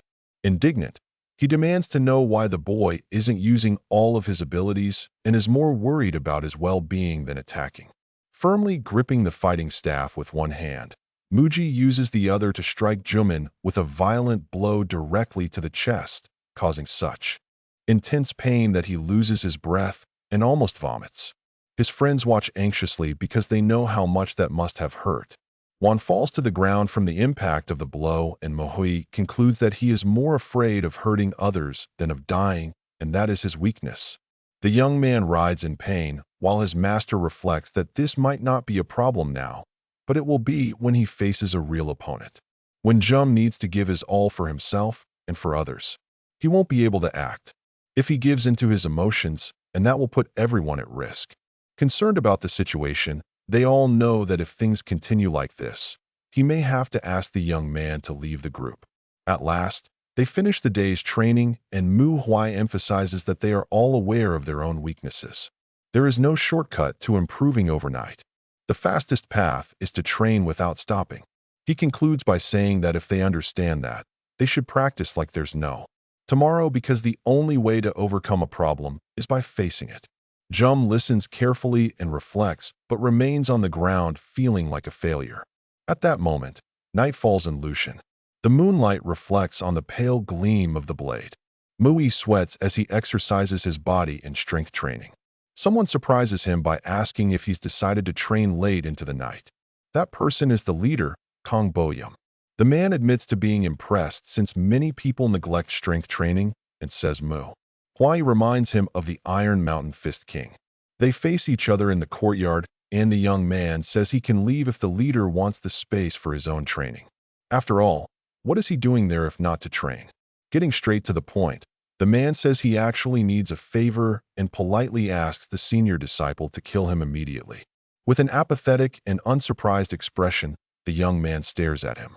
Without hesitation, he raises his sword toward the man and says killing him won't be a problem, but Kong asks him to wait. Mohi doesn't understand since he was just about to fulfill the man's request, who seems shocked that he didn't even ask for a reason. But that makes things more exciting since what he actually wants to propose is a duel. Calmly, the young man agrees without objection and thinks that maybe now he'll be able to discover what the man is hiding. However, the leader sets a condition. He must fight as if he intends to kill. Reflecting on this, Moei seems to make a discovery. He observes the leader's hand and sword with caution. Kong finishes his reasoning by saying there's no point in training if it's not for real, and that he too will fight as if he intends to kill the Dees. The battle begins with Kong moving at high speed. With a massive leap, he flies toward Mui.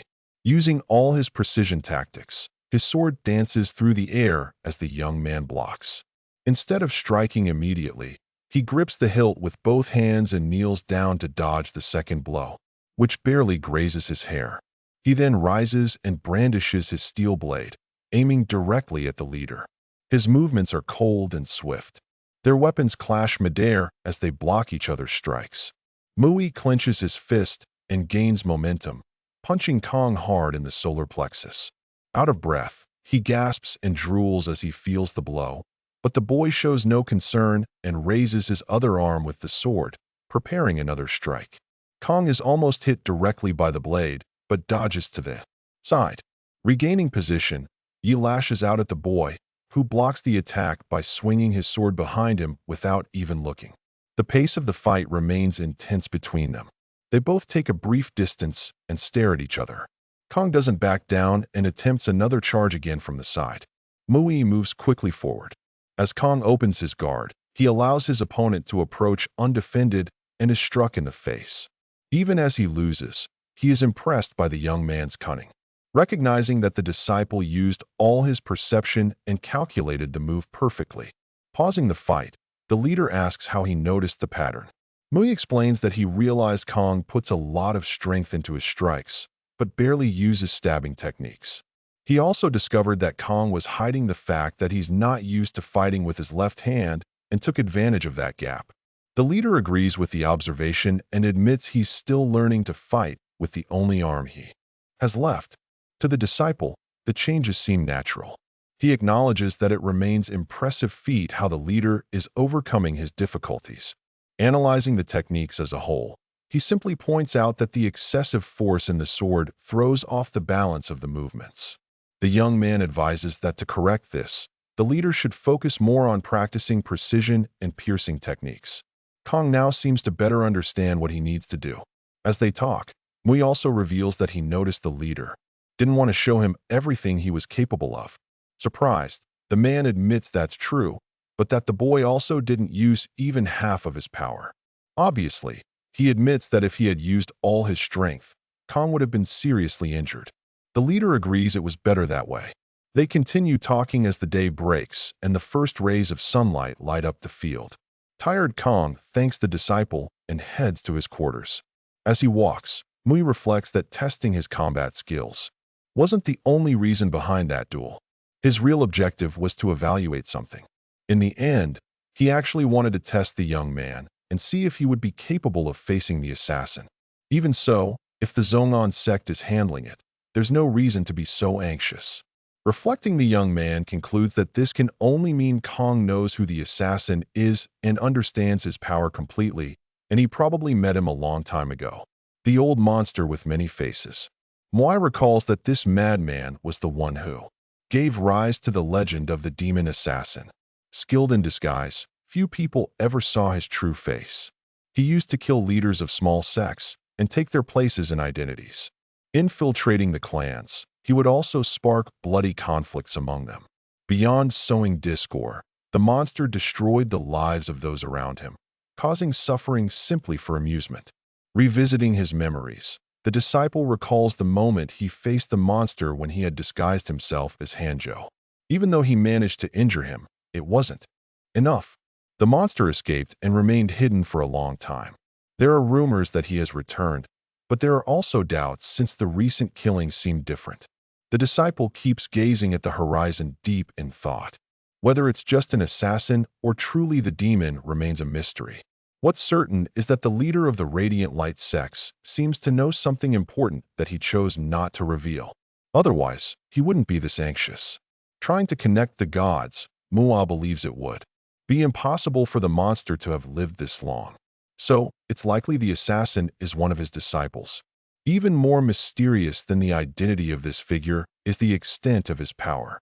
Restless, the young man senses that he needs to get closer and thinks the easiest way is to meet the person tasked with finding him. Absorbed in his thoughts, Mue concludes that as long as it isn't an elder, he's confident he can defeat the assassin.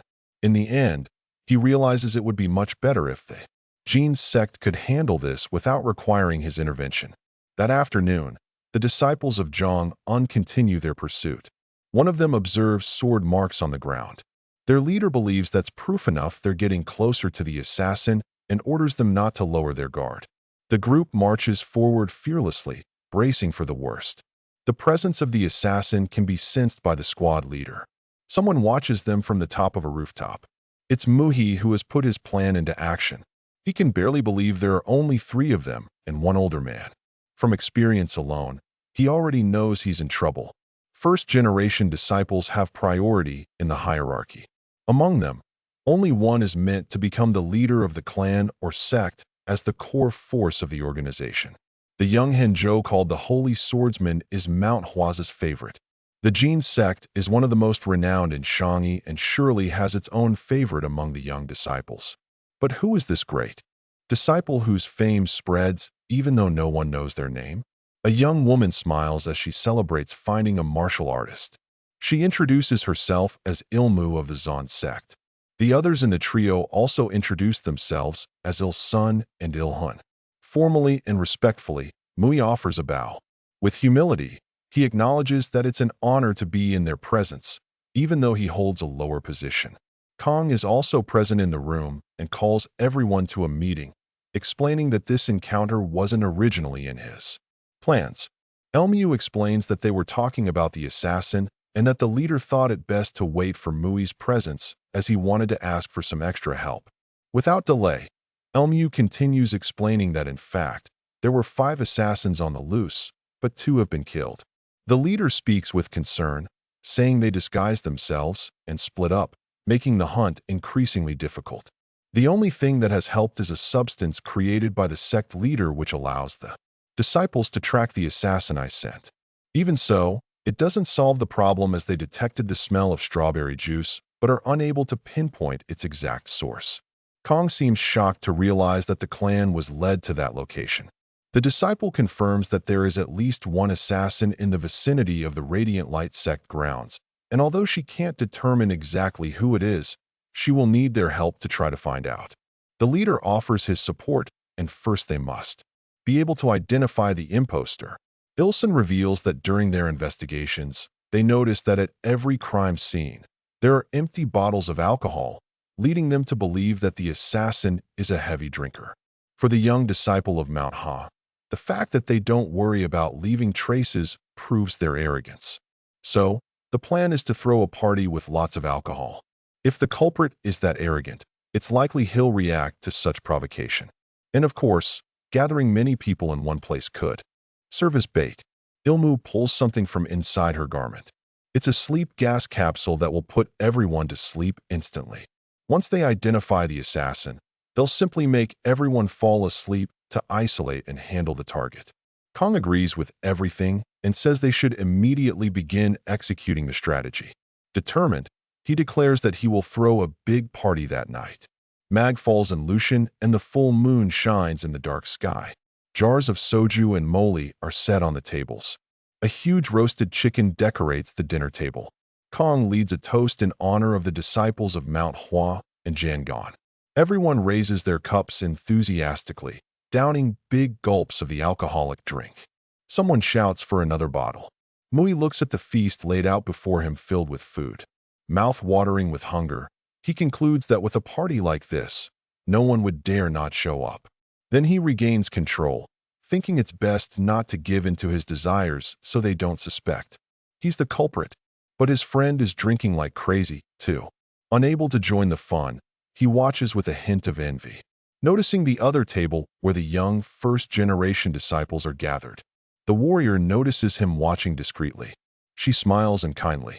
Mui doesn't return the gesture, too preoccupied with the thought that they must not suspect his group either. He also can't stand Jumin's habit of constantly touching his nose. His peripheral vision catches a movement from the leader, suddenly standing up from his seat. He then excuses himself from the party, saying he needs to rest for training. No one seems to understand why he's leaving. Elmu gives the signal for them to begin the search for the assassin. Sona fills a cup with moly. 2 suspects are drinking excessively. A third also fills a cup with soju, shoving it all in one gulp without even stopping to breathe. The sleep gas is released by the disciples, and people begin to collapse. Only the warriors remain awake and alert, but no one gets up. This means that either the assassin isn't there or he figured out the plan and is pretending to sleep with the others. Mua exchanges glances with Il-sun, and they come to an unexpected conclusion. The assassin can only be the leader of the Radiant Light sect. Ilmu points out that she will stand guard since they can't determine whether there's only one assassin on the premises or more. The hall falls into complete silence, and the 3 of them go off in search of the leader while Muhi asks Ilmu to take care of his disciples. She remains seated observing. Someone opens a crack in the door of the sect leader's room. Impatient, the man paces back and forth and asks if they've already discovered who the infiltrator is. His expression and gaze shift slightly as he senses something is wrong.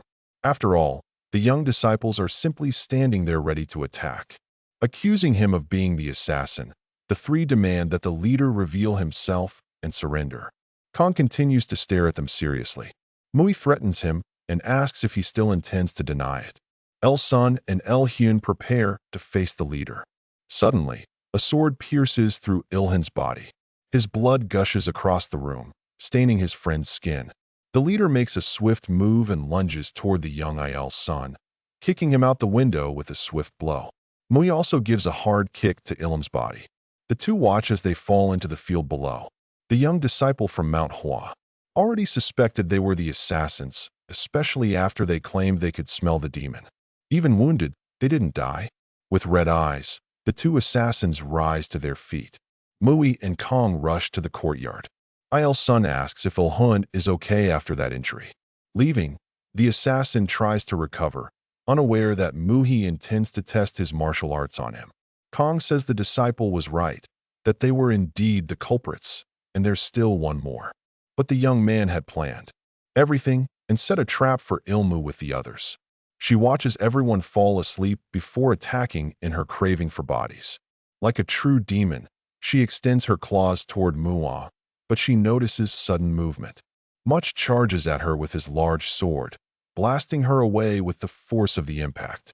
Ilmu is thrown out the window in a jolt, but lands on her feet. Surprised, she can understand how they didn't fall asleep from the gas. Mumu curses Ilmu, calling her a coward for planning something so outrageous. The assassin watches as they all remove claws from their noses. Quickly, she realizes they were clever and planned everything so well, she didn't even notice. Still, in the face of her power, Ilma mocks the trio and asks if they really intend to fight her. According to her assessment, it will be easy and boring to defeat them all, and so she offers a proposal to the group. Ilmu suggests they leave Muah to her and run far away. Her red eyes burn with a terrifying glow. Meanwhile, in the courtyard, Kong charges straight at Ilan, blocking one of his strikes with his only arm. The demon finds the move far too obvious, but Kong retaliates with a powerful kick to the stomach. The assassin is furious from the hit. The leader's sword slices through the air toward the enemy with swift movements that throw Il Sun off. The sect leader doesn't hesitate before cutting off the demon's right arm. As blood sprays everywhere, the assassin attacks Kong ferociously, scratching his face with his claws. Ilum is in attack stance. He launches his claws at Mu Huai, but the young man slices them off with a single quick sword stroke. Weakened, the demon is then punched hard in the stomach by the disciple. The demon stumbles backward. His eyes boil with hatred as he stares at his opponent. Unfazed, the young disciple doesn't stop and delivers another punch to the assassin. Il-hun is pushed back, but regains momentum and charges toward Mahai at high speed. But suddenly, he loses strength and drops his knees. Overcome by an incredibly intense pain from within, the senior disciple observes the situation and says the assassin is even weaker than he expected. Facial mimicry and bone contraction techniques are what allow them to change their appearance, and that only works when they look directly into the victim's eyes. Moi concludes that they cross paths with the disciples of Jin and wants to know who is behind them. Admitting that the young man is correct in his assessment, the demon reveals that 2 of them were killed during the encounter, but that they defeated the disciples. But Mui doesn't believe that version of the story because the assassins have no real skill and are no match for the disciples. Belhung simply calls him arrogant, finally revealing the sword in his possession, leaving the young man stunned as he sees the weapon, a symbol of the sect forged by great blacksmiths. However, upon closer inspection, he realizes it's a replica. Meanwhile, the demon explains that not just anyone is capable of crafting a sword like that, and even replicating one is a major feat, confirming that this is indeed a sword from the Zhongan sect. Even so, the senior disciple has doubts and questions how they gain access to such a weapon and whether they really killed the group's members. The assassin realizes that Mui still doesn't believe their story. Then he asks slightly if the young man is on the same level as his fellow disciples. At that moment, Mui is left stunned, and El-hun explains that even the demon assassins have different levels of ability. He cites, for example, their leader who is incredibly strong, even for the master who trained them, finally revealing that she killed all the disciples of the Zhongan sect. In a fit of rage, Mahai ends up injuring himself badly with a sword. Belen screams upon seeing his friend die. Kong doesn't understand why the young man rushed to destroy the demon so quickly. The head rolls across the courtyard like a soccer ball. The leader of the Radiant Light sect can barely believe the technique the young man just used. But before he can say anything, Mohai runs off in desperation, racing against time as fast as he can. Regretful for wasting so much time testing his martial arts instead of helping his group. He knows he has to hurry and prevent the worst because his disciples are in danger. The large sword is stained red. Manhwa, Muil, and Ju Min are nearly dead, and the assassin is carrying their bodies. With a demonic gaze, she says that 2 of them might still leave alive. The 3 of them look at the girl. Muma says she'll go first since the assassin seemed to like her so much. She prepares for the attack and charges straight at the young woman, but she is easily able to defend herself. With absurd strength, she throws Mua back. Suddenly, another groove ember goes toward her. Descending from above, he lands right in front of her. He grabs his sword to strike, but as he attacks, the girl ducks and avoids the blow. Now it's her turn to fight. Using her sword, she manages to wound the young man who is sent flying backward. Suddenly, someone calls her name. She stops trying to understand where the voice is coming from. Her eyes are red with fury. The person who called her starts to panic, already full of regret. Her rival is thirsting for a real fight. The one who called her doesn't know what to do. Then we see an old memory. Someone lies on the ground being brutally attacked by a masked figure. That stranger had no chance of survival, and the masked figure is delighted with what he's done. Under a table, we see a girl trying not to make a sound. Her eyes are filled with tears. Back in the present, a girl takes a punch to the face and is thrown far away, crashing hard into the ground. The demonic girl watches her slightly confused. The 2 exchange frightened glances. Mua decides to go Alan once again, charging at her rival, but her enemy manages to grab the sword and attempts another strike. Momoya doesn't know how to react and ends up getting struck in the stomach. It hurts her deeply. Her rival grabs her by the hair. Now another group member tries to strike her, charging at her with all his might. The young man grabs his sword with determination and points it at the enemy, but his rival is even faster and her blow wounds him badly. His companion is horrified by what she sees. She can't believe this is really happening.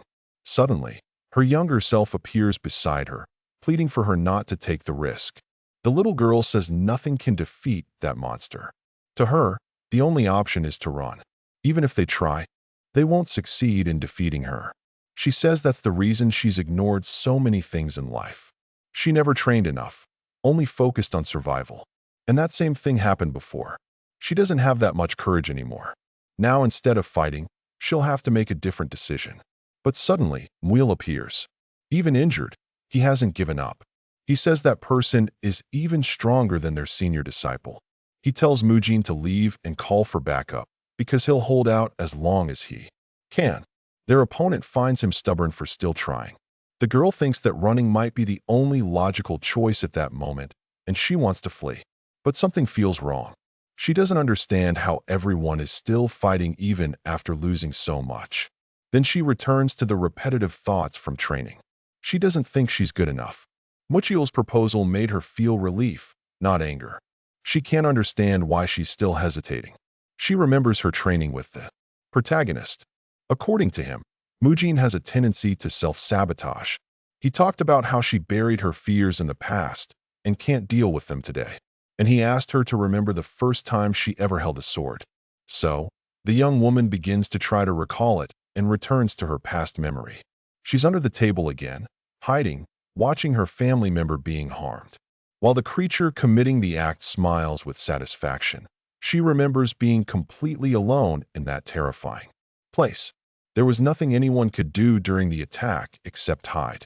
Resistance was completely useless. The little girl watched as her family was destroyed, and even so, she was afraid and thought that was pathetic. To fight with more courage, she needed to learn martial arts.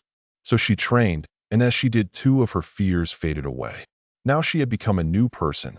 She had truly overcome herself. But she still hesitates because she feels she hasn't trained enough. That's why Mujin doesn't have the courage. She can't understand how everyone around her keeps fighting without hesitation. And she doesn't understand why she felt relief at the chance to walk away. She doesn't feel any different from when she was a child. She feels like she hasn't overcome anything and that she's still acting like a coward. Apparently, her training was for nothing. She realizes that all she ever did was try to escape her cowardice. To her, that kind of resistance is pathetic. And yet, her team kept fighting against injustice. Even injured, they never gave up. And that's why she tried to be like them. In the battle, she rises with determination. Now, she decides she won't run anymore. Her rival watches her, surprised, and as she lifts her head, she sees the warrior charging toward her with full force. She finds it curious that she didn't flee, but of course, it's still irritating. Unfortunately, that monster manages to defend herself and strikes the girl with full force. She's left completely battered as she's thrown backward. Later, that demonic woman is stacking the team's bodies until she notices movement behind her. She turns around and sees the protagonist kneeling beside one of the bodies. He's apologizing for arriving too late and begs them to hold on just a little longer. The young man intends to end this as quickly as possible. The woman looks at him with curiosity. She finds him very amusing.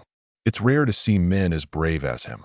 She says she doesn't usually like men much, though, but she doesn't mind facing someone as bold and courageous as he is. She's hoping he won't disappoint her. The warrior thinks he must not underestimate her. He should just finish her as quickly as he can. He intends to focus solely on his attacks. And the first technique he uses is the dream sword technique. The woman is sent flying backward. She even gets hurt from the blow. She gets excited, realizing that he's not only bold, but also skilled. The warrior charges at her with everything he is, using his sword to strike her. At that moment, she realizes she's completely screwed. Suddenly, he uses the fallen blossom palm and continues attacking her relentlessly. The woman closes her palms together to use her ability. And just as the young man is about to strike with his sword, she manages to stop him. Then she hurls the warrior far away from there. He's surprised by the sudden attack. The woman rises and watches him. Then she crouches in his sinister stance. The young man keeps holding his sword with determination. The monster is enjoying the game, but the young man only wants to end it. Now the battle becomes even more dangerous and intense. Both are giving everything they've got, but the swordsman continues to hold his ground. He counters with determination and keeps a close eye on his rival's moves. The MO is pushed back hard, but manages to block a stronger blow.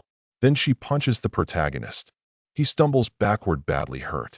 He glances sideways at the woman, calculating his next move. With resolve, he grabs his weapon and attacks her, and the strike is so intense that the woman is thrown far back. The young man follows her, and the fight continues. From above, a warrior watches the scene unfold. Now he sees where Mui has been during all this time. He feels he shouldn't try to help in his current state. What he needs to do is try to help the other disciples of Manhwa. In the fight, the enemy now uses a different technique. That technique sends beams of light toward the protagonist. Both are deep in the forest fighting with determination. The swordsman keeps using powerful techniques, and with his sword, he continues striking the woman. The atmosphere is tense with energy flying everywhere. The warrior runs straight toward his rival. The woman is impressed by how easily he destroyed her technique. Suddenly, she becomes afraid. The environment around them begins to shift, and red smoke starts to rise around her. It's a new ability being unleashed. The atmosphere begins to consume the whole area, and the woman tries to escape. Even though she's injured, she thinks the whole thing is really cool and decides to counterattack with her own technique, which is quite powerful. As a result, the young swordsman is thrown back with great force, but he uses that momentum to launch himself forward and then counterattacks with his sword. The woman dodges the blow, smiling. Mui can't wait to finish this.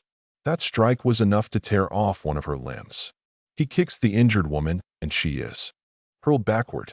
There, she realizes she has a big problem and says she won't be able to find it fun if he keeps acting that way. But of course, the protagonist doesn't waste time. He charges at her with everything he's got and attacks once again. The woman lies on the ground. The swordsman watches her closely, but incredibly, she stands back up. She looks behind her, anticipating the incoming strike, and uses her power to hit him just the same. It nearly cost him a limb. That scared him a little. He knows he needs to stay more alert. To the woman, her energy is greater than his, and that's what will make her win. Pain might keep him from doing much, and she finds that amusing.